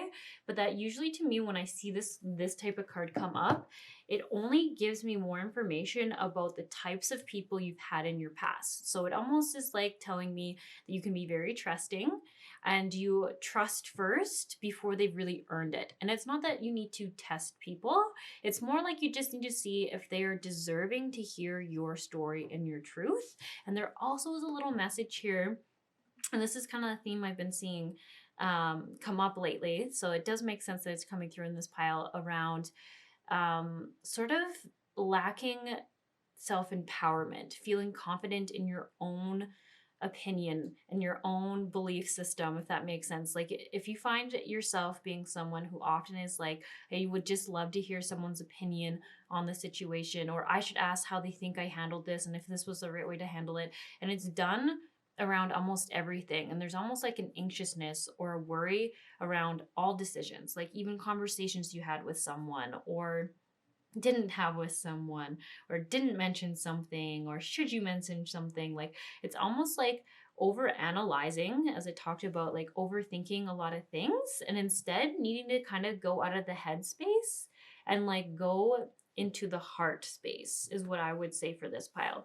And this will feel a little weird because I think if we have the pattern of thinking through things, we have a hard time being like, what do you mean? Like, I am feeling through. And it's like, no, no, no, you're thinking with the mind. Like, what are the consequences here? What are the consequences of that? And that is kind of where, if you've been told you need to release control, that's what they're talking about, is that excessive mental energy of like trying to figure out worst case scenario, trying to figure out best case scenario, trying to figure out any other possible scenario, in between scenario. It gives you the false sense of control over the situation and knowing what you're going to do if something goes wrong, but it's exhausting.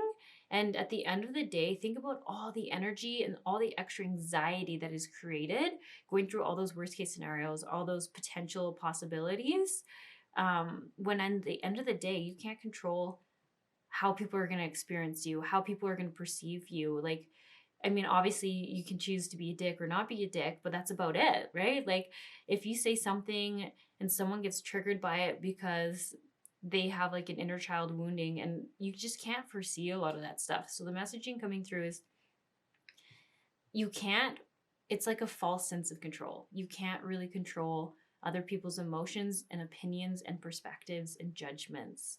So it's almost like learning to release that. And it is a process, right? Like that is so much easier said than done. And I think that's why there's so many layers here. So it's almost like if you can go within yourself and trust yourself and what's going on, then I feel like you'll start to experience less fear and anxiety around people's judgments and how people are going to perceive you and having to feel in control of the situation. And then I think even it will help with judgment of self, because in the whole mirror reality, if you are fearing so much judgment, then as this Bobcat card says, then maybe you need to see, where are you holding judgment in your life? Like are you judging others, or are you just judging yourself harshly, and that's why it's being mirrored in other people towards you? So I think for this pile, and you'll have to check in with yourself, because you're all your own individual people, but I feel like the energy you get is that you hold a lot of judgment of self, and that's almost like why you can feel more judged by others. It's almost like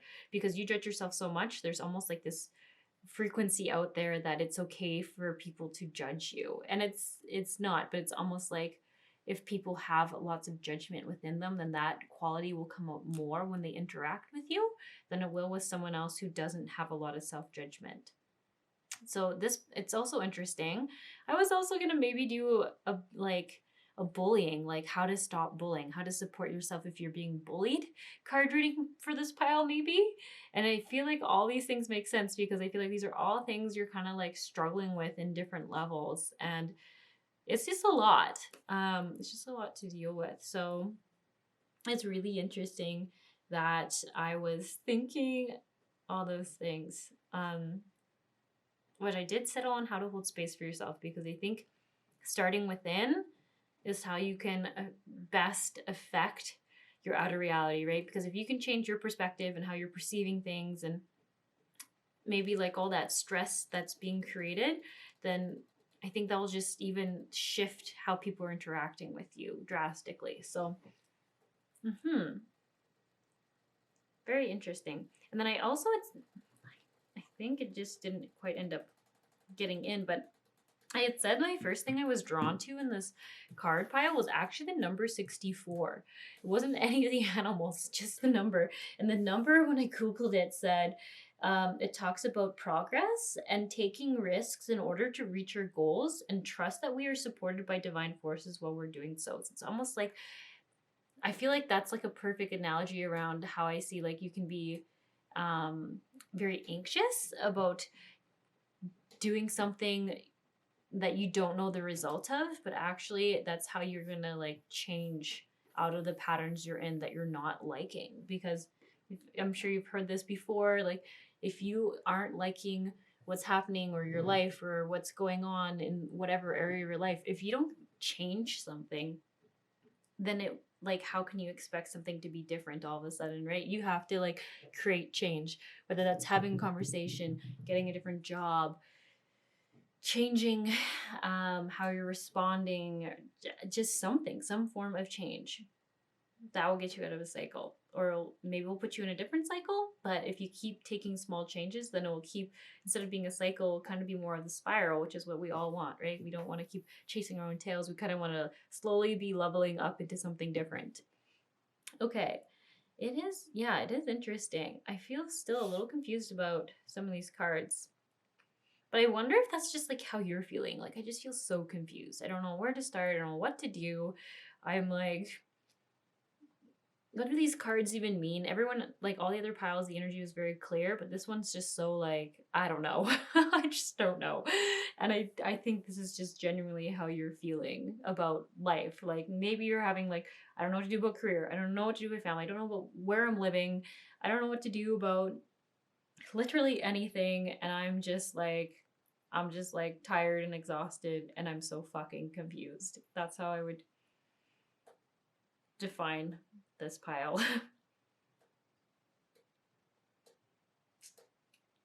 The other thing, as I look more at this rabbit card, I keep just feeling like I'm seeing these old, like a wing, like this rabbit is just like weathered and beat up and is like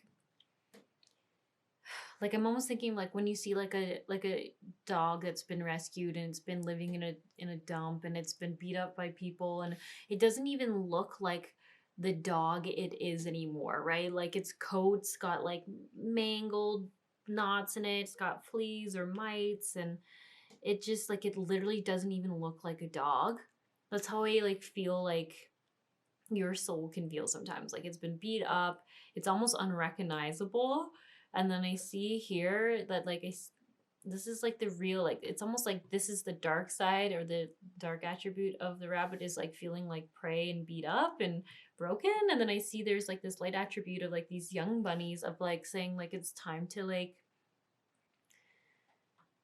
step out of that energy, which is so much easier said than done. It's almost like take a chance.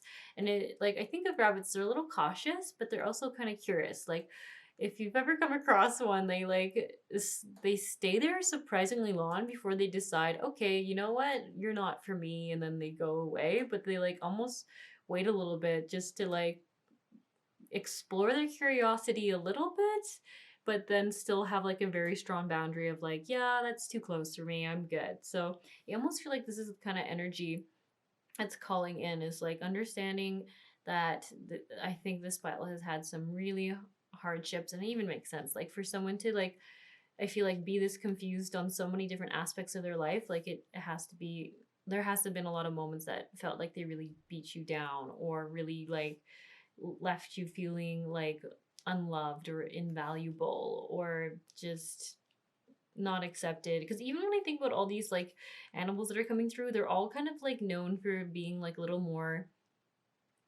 I don't know, like it's a wasp, it's not like a cute bumblebee. Like they're all the ones that have survived rougher upbringings, if that makes sense. Like they might be like, I don't want to say mangy, but they're like a little more like, I don't know, have survived harder climates, harder environments. That's how I'm seeing it. So yeah, and they haven't been in a lot of abundance. That's what it is. It's like there's been a lack of abundance for their needs to be met, and they're just trying to make it by. So that's the kind of energy that I'm seeing. And then a call to getting more curious and knowing that it's uncomfortable and it's really scary and intimidating, but just like going at it with, I keep getting like learning to just follow that curiosity a little bit, but still have very like know your boundaries and still have boundaries on what you're comfortable with and not pushing yourself too far, but just enough to create change so that you're not still in this place of like lack and scarcity and unsupported. Unsupported. So that being said, let's look at your other cards.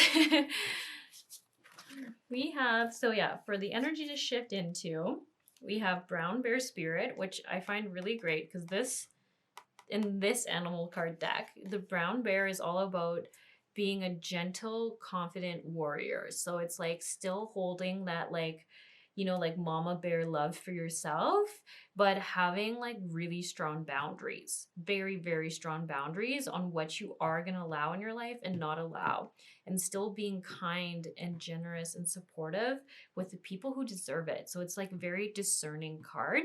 And then the cat spirit, claim your independence. I actually have never had it come up in this animal card deck, but in every other animal messaging thing I've ever seen, cats are known to be the most self-honoring creature.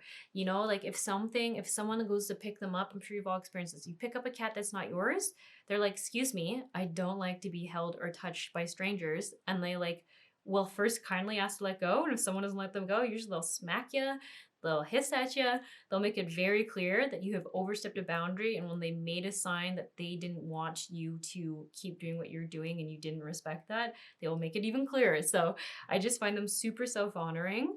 They are very gentle and loving when it's there, when they feel it, when they feel like it's honoring of themselves to do it. So I just feel like it's a great card. You have two cards really about learning to honor yourself and constantly checking in. That's the other thing I think about cats too. Like if I have 4 cats, I've observed them a lot, and I will see one, and it's almost like they're like, "I like this. I like you holding me. I like being cuddled." And then I can just see like this moment on their face where they're just like, "You know what? I actually feel like playing right now. Like I don't want to be chill," and they'll just like meow at me, and then I let them go.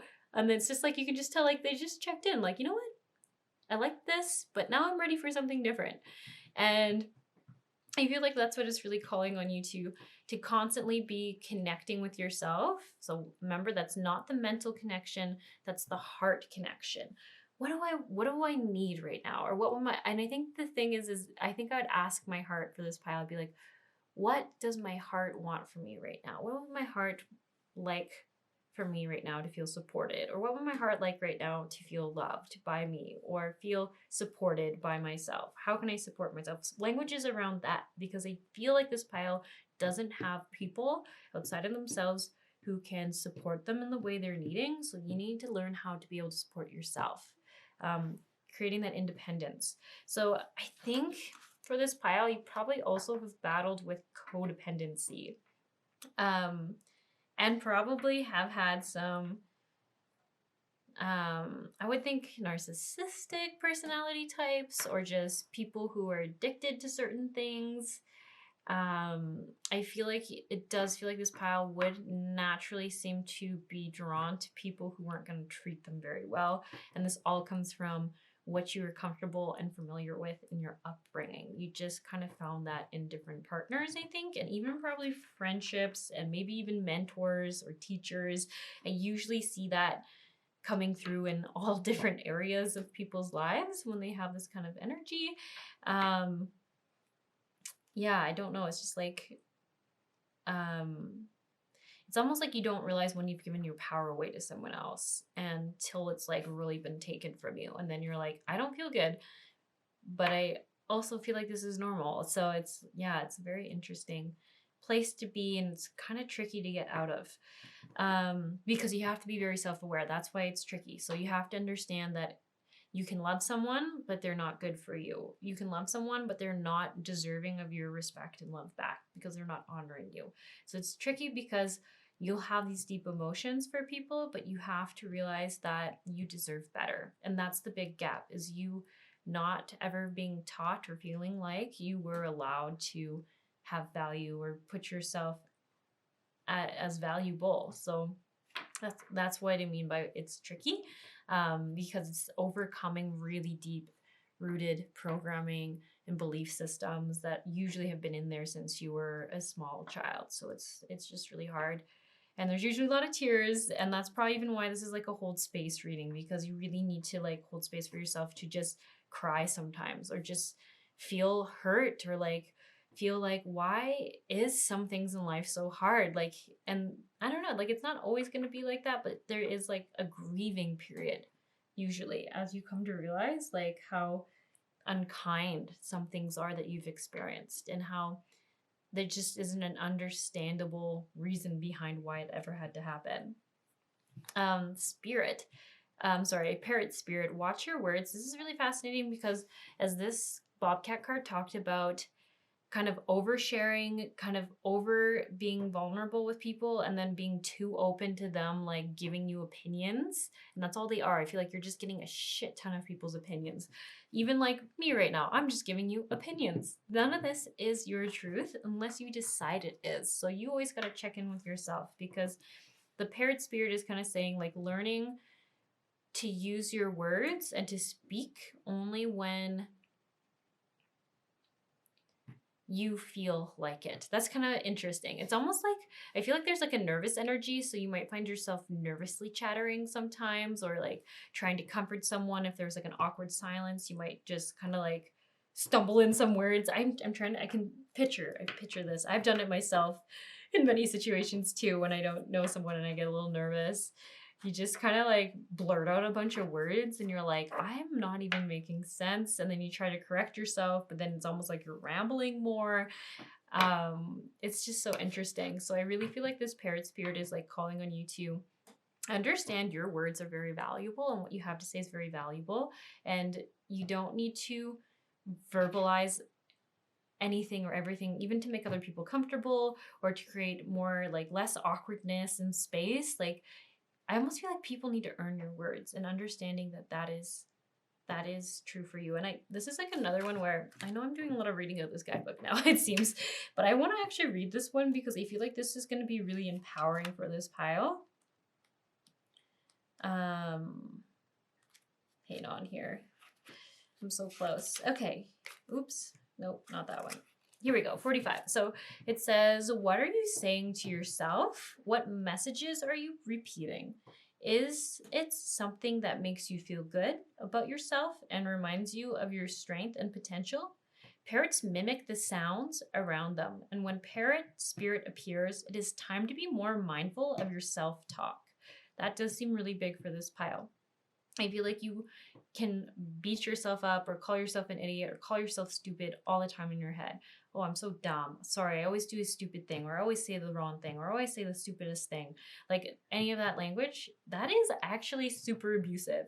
But I think the issue is people have said far worse to you, that is just almost like you're like, well, I just am. Like this is it. I'm not, like, it can almost seem frustrating maybe to you that people are saying, oh, you're not really supposed to say that, because you don't realize like that is just even a sign of like how much wounding you've experienced from loved ones or people you perceive to be your loved ones around you. And that I'm just like, so sorry.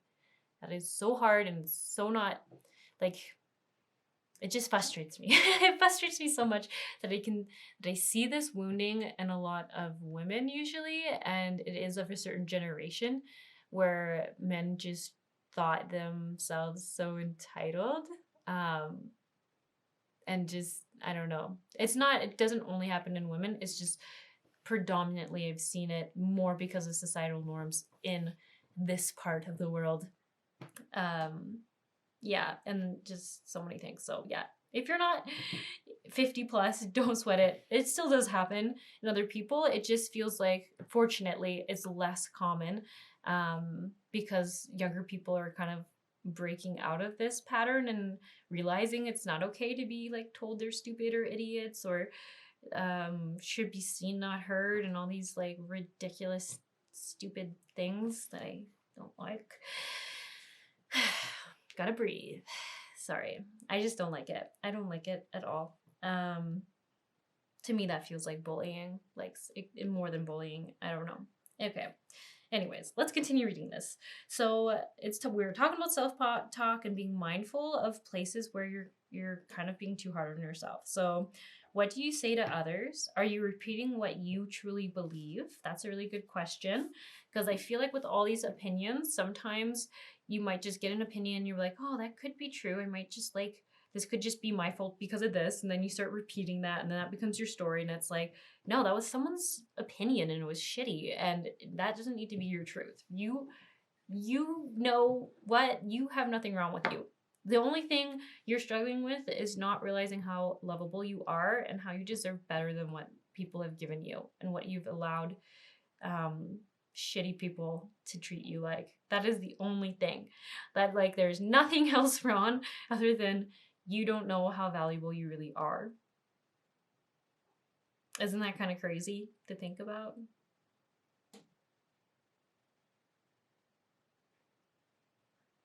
Okay. This card, this is almost done. So it says, remembering to speak with light and love can become a habit. Be generous with compliments and thanks, affirming all that is good so that your loving, healing words will be heard throughout the jungle, cutting through the noise and inspiring others. Listen for the words that remind you of all the strength, abundance, and joy in your life and in the world around you, and then repeat them, affirming what is real, true, and nurturing to the soul.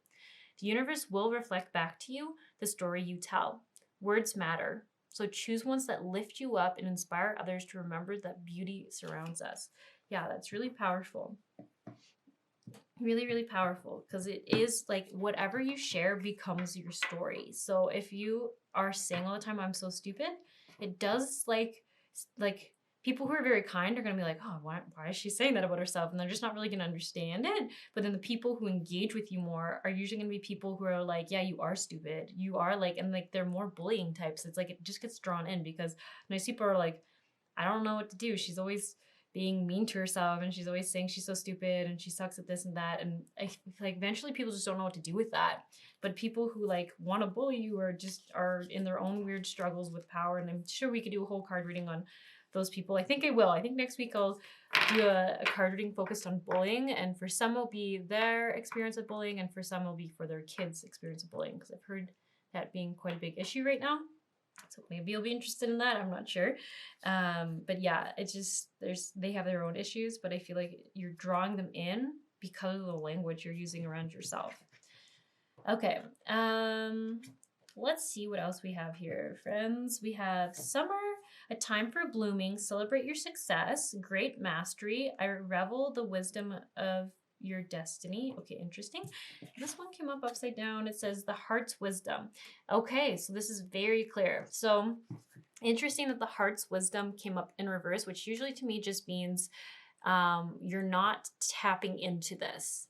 The block around is that you're not tapping into this. So remember how a big theme since the start has been, instead of going from the mind, you really need to learn how to ask your heart. So I think for this pile, physically putting your hands on your chest or around your heart is going to be a really good, because I think it's just going to help you kind of connect more intentionally with the spot you're touching, and feeling in there and just like focusing your energy there and being like, what does my heart want me to know? Just even starting with that. How does my heart feel about whatever situation you've been asking other people about? And it sounds too easy, right? Like it sounds too easy, but you're going to get a lot more clarity there and it's going to feel like your truth. Yeah. And it's so interesting because there's so much root chakra stuff coming up, which is just, to me, it's just confirming that a lot of this is like upbringing issues. You've been like this your whole life. So that's why it's really tricky for you to break out of this. And you have to really be mindful and remind yourself, catch yourself, and don't beat yourself up. Just go, oh, oops, I fell into my old routine. This is my new routine. I'm going to ask myself what I can do for it. Oh, I'm not going to, like, I feel like that's the big thing is I think once you've tried to do this in the past, you start beating yourself up for making the mistake again. And then it just eventually you feel gross and bad and then you just stop doing it. So anyway, summer, that's a great card. I feel like it just talks about a time of just like energies on your side. Whatever's going on in your life, things are starting to shift to be in a place where it will be easier for things to shift. There'll be more abundance. There'll be more people around who are going to be more supportive. So it's kind of like you have an opportunity right now to kind of jump into this different energy. There's more people around you that are more aligned with this other energy you're trying to go into. Yeah, the Destiny card is so interesting.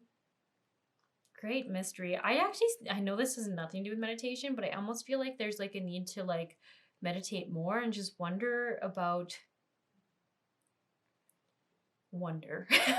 know that sounds weird, but I almost feel like you get too caught up in like what people are doing and dissecting things and what this means and what that means. And it's almost like, meditation and quietness. Just ponder. I shouldn't even say the meaning of life because I think you can get too like worried about it. I almost just feel like ponder, like, who am I? Oh, I think that would be good if you could do like it would be very uncomfortable at first, but if you could just do 5 minutes, set a timer, and just ask yourself, who am I? Who am I? And then just let whatever comes through come through. If your mind's going crazy and wild, just keep holding space for yourself. Go, oh, thank you. Thank you for sharing that. Thank you for sharing that. And just keep acknowledging it. Don't push it away because that's when that part of you gets a little triggered and is like, why are you ignoring me? Just acknowledge it and just see what comes through. And I feel like every time you'll get a different answer. And I think this pile struggles with sitting in silence and self. It feels uncomfortable, and I feel like that's where the codependency comes through, where you're like, I just don't know how to do that. Okay, so anyways, we have more cards here. We have be a comfort to yourself. So a huge theme. Look at this. Hands on heart. Hands on heart. This is huge. Comfort is an inside job. Speak to yourself in a loving, positive way. Do something that nourishes you. Know in this moment all is well. So it's really urging you that I feel like I can feel an energy from this pile that when you feel really beat up or you feel really low or you feel like something's out of control in your life, you're like, I need to find someone who can help me. I need to find someone. And I think you use that word, I need to find someone. I need someone who can help me. And it's almost saying like, I get like actually pause and exhale. Breathe in, exhale a few times. I feel like you're going to like a triggered, really scared state. You first need to calm down so you can see everything clearly. And you're not just reacting, you kind of reflect first. And then I feel like you need to check in with yourself and be like, what do I need right now? What can I do for myself right now? Well, doing the hand on heart and see what comes up. If your mind's like, oh, well, I just need to contact this person, that is not the right energy. That's the mental energy. That's like that fear energy. That's like the past patterning energy, and it's okay. It has been there because that's just how it learned to survive. We're not going to hate on it. We're just going to acknowledge it, and then we're going to say, okay, thank you for your opinion, but I'm asking my heart right now. Like, just think about how you talk to two kids, like but kids in a class, they're all screaming at each other, and one person's known for always jumping ahead and cutting everyone off. That's kind of how the ego is. It's like it's so scared sometimes and triggered that it's just like saying what it needs to say. And if you ignore that kid, he's just going to get more inflated. But if you go, thank you so much for sharing your opinion. I want to hear little Tommy's opinion now. Like, okay, little Tommy, how do you feel? What would you like? And it's just like giving everyone their time and space to be heard and then making your decision on what to do. Listen to the wisdom of your intuition. Are you guys seeing a pattern here? Once again, I don't handpick these cards. So you're getting so many things here about going within, listening to your own intuition. I love this seashell. I have a friend who said she had a seashell and she's always wanting to listen to it. And she actually made a really dirty joke about it, but I don't know. Every time I see that, I think of that now. About is that she always said it was, I guess I should just fully clarify it because it might make more sense. So it's almost like, to me, listening to your sacral, when people say that, or your feminine energy, I always think of that as like just listening to like what brings you joy, what kind of energy you want to create, what would bring you like what would be fun for you to create. So she always referred to it as like she always found like conches looked like vaginas, and so she said when people say to listen to it, she always was like, listen to my vagina. So I don't know, I find it funny because I'm like, actually it's a pretty accurate statement, because you're trying to listen to what brings you joy, what brings you pleasure in life, what drives your passion to experience and put out there. So listen to your feminine energy however it resonates. Listen to your seashell. Anyway, so honor your sensitivities. This, my big energy I'm getting off of this is stop with that negative self-talk, or just try to correct it. First, a habit takes a little bit to form. Just give yourself a second to be like, okay, you know what? I'm sorry. And actually maybe say that, apologize to yourself. I'm sorry. I know you're not stupid. I know I'm not stupid. I just got I got upset and I'm sorry I took it out on you. And I know that sounds weird to apologize to yourself, but I think you need to, because there's so much like wounding that's happened from others that for you to add on to it, it's just, it almost must feel like a bit of a betrayal, a self betrayal to part of you. I would probably say your inner child that's like, even I am beating myself up now. Like, oh, it just doesn't help with self value. So, anyways, this says your sensitivities are a gift. Be proud of who you are. Put your hand over your heart, guys. Look at that. Another affirmation about putting your hand over your heart. And inwardly say, I embrace my loving heart. Yeah. Love yourself for all the sensitivities, all the things you feel. There's no shame in that. Assert your authentic needs. Love this is communication. In a kind, confident tone, speak your needs rather than hiding them. Empower yourself by being authentic. So I even think it's about speaking your needs to yourself and being honest with yourself about your needs, but also with others. But this is where there's an interesting piece where I'm like, I get the impression that a lot of you don't have great relationships. So I don't think if you shared to some of them your needs that you want met, I don't know if they would be met still. So what would I do there? Maybe set some boundaries and end some relationships. I do get the energy from this pile that some of you have done that though. So I just want to explain that, because when this came up, I feel like some of you are like, who am I going to share them with? No one, there's no one in my life left anymore, or something like that. But then for some of you, you're keeping yourself in some weird situations, or you've kind of like justified it. But then I think if you took time to connect with the heart, your intuition, your own like joy body, you would realize that you've taken on some responsibilities that you don't have to, and your needs are really not being met in them. So maybe you're like a caretaker and you've just like felt like that's something you should do, but actually there isn't really a need for you to do it. There's another person who can do it. There's a service that can do it. I feel like in some people you could probably even afford the service, but you felt like you should be doing it for some reason. And I think there's like a need to go within and ask yourself why. Why do you feel like that? And are your needs being met? And is this a way you want to live your life? A lot of reflection. And then our last one here is experience the passion of fire. So interesting. We're kind of just talking about that. About reignite your life force by gazing into a cozy fire, recharging in the sunlight, or lighting a candle.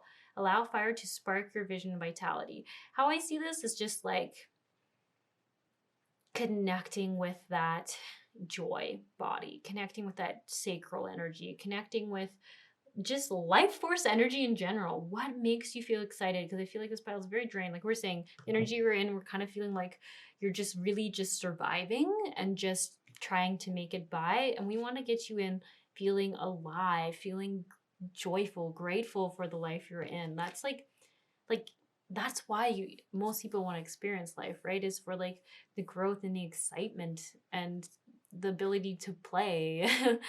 We just sort of forget about it when all our needs aren't being met and we're just living trying to survive. So I did pull just for this pile 2 healing mantras because I feel like affirmations would really resonate with this pile. So on this side, this one says deconstructing doubt. Very appropriate for this pile. And the affirmation is only my beliefs are in my way.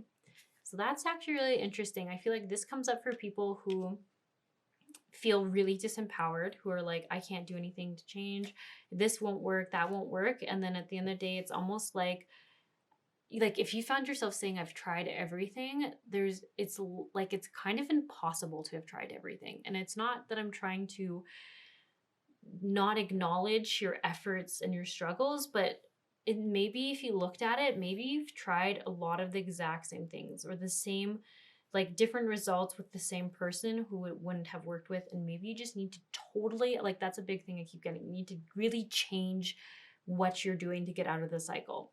You need a totally different thing, right? They say the definition of insanity is doing things again and again, expecting something to change the outcome, although nothing in that environment is changing. So we need to shift something up. So only my beliefs are in my way. So it's almost like, where are you feeling limited in your own belief system? So are you saying like, I can never find a better relationship? I can't stop caretaking. I can't something like they're saying, well, why is that? Go deeper. Ask yourself, why can't I do that? And then it'll be like, oh, I just can't. Well, that's not a good enough reason. Why can't you? Oh, because I feel morally obligated to take care of this person. Well, why do you feel morally obligated to take care of this person? Well, because they're my parent. Well, why do you feel morally obligated to care of your parent? Because I just think that's an expectation society believes there is. Okay, is how is that serving you? Why is that serving you?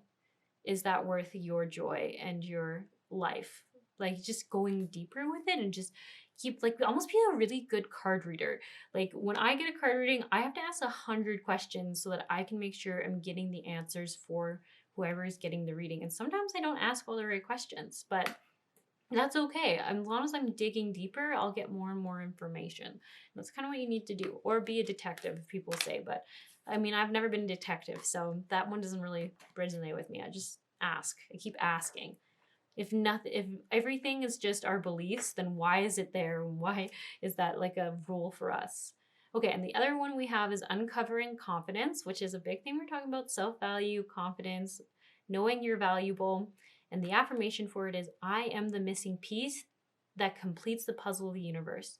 So I even see this as you're needed. You are needed and you have your own place where you fit in. You just haven't found it yet, but you're gonna.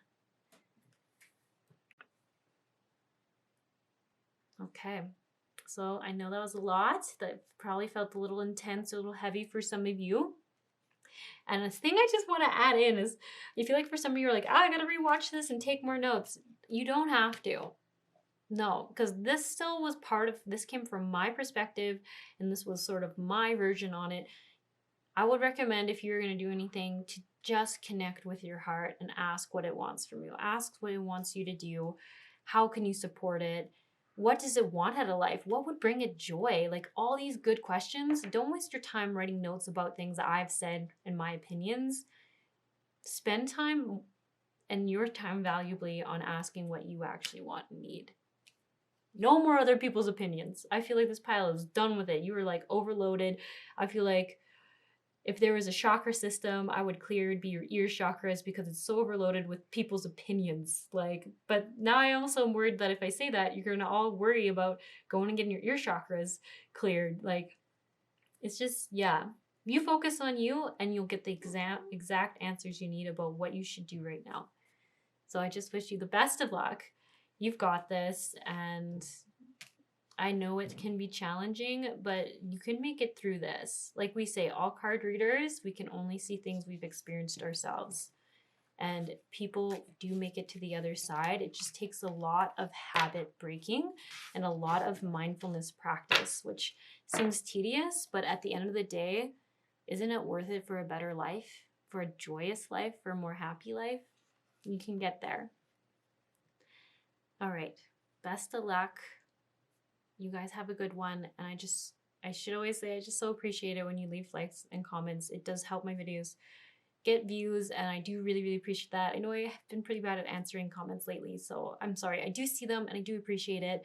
I just sometimes don't get around to answering them all. So thank you so much for doing that.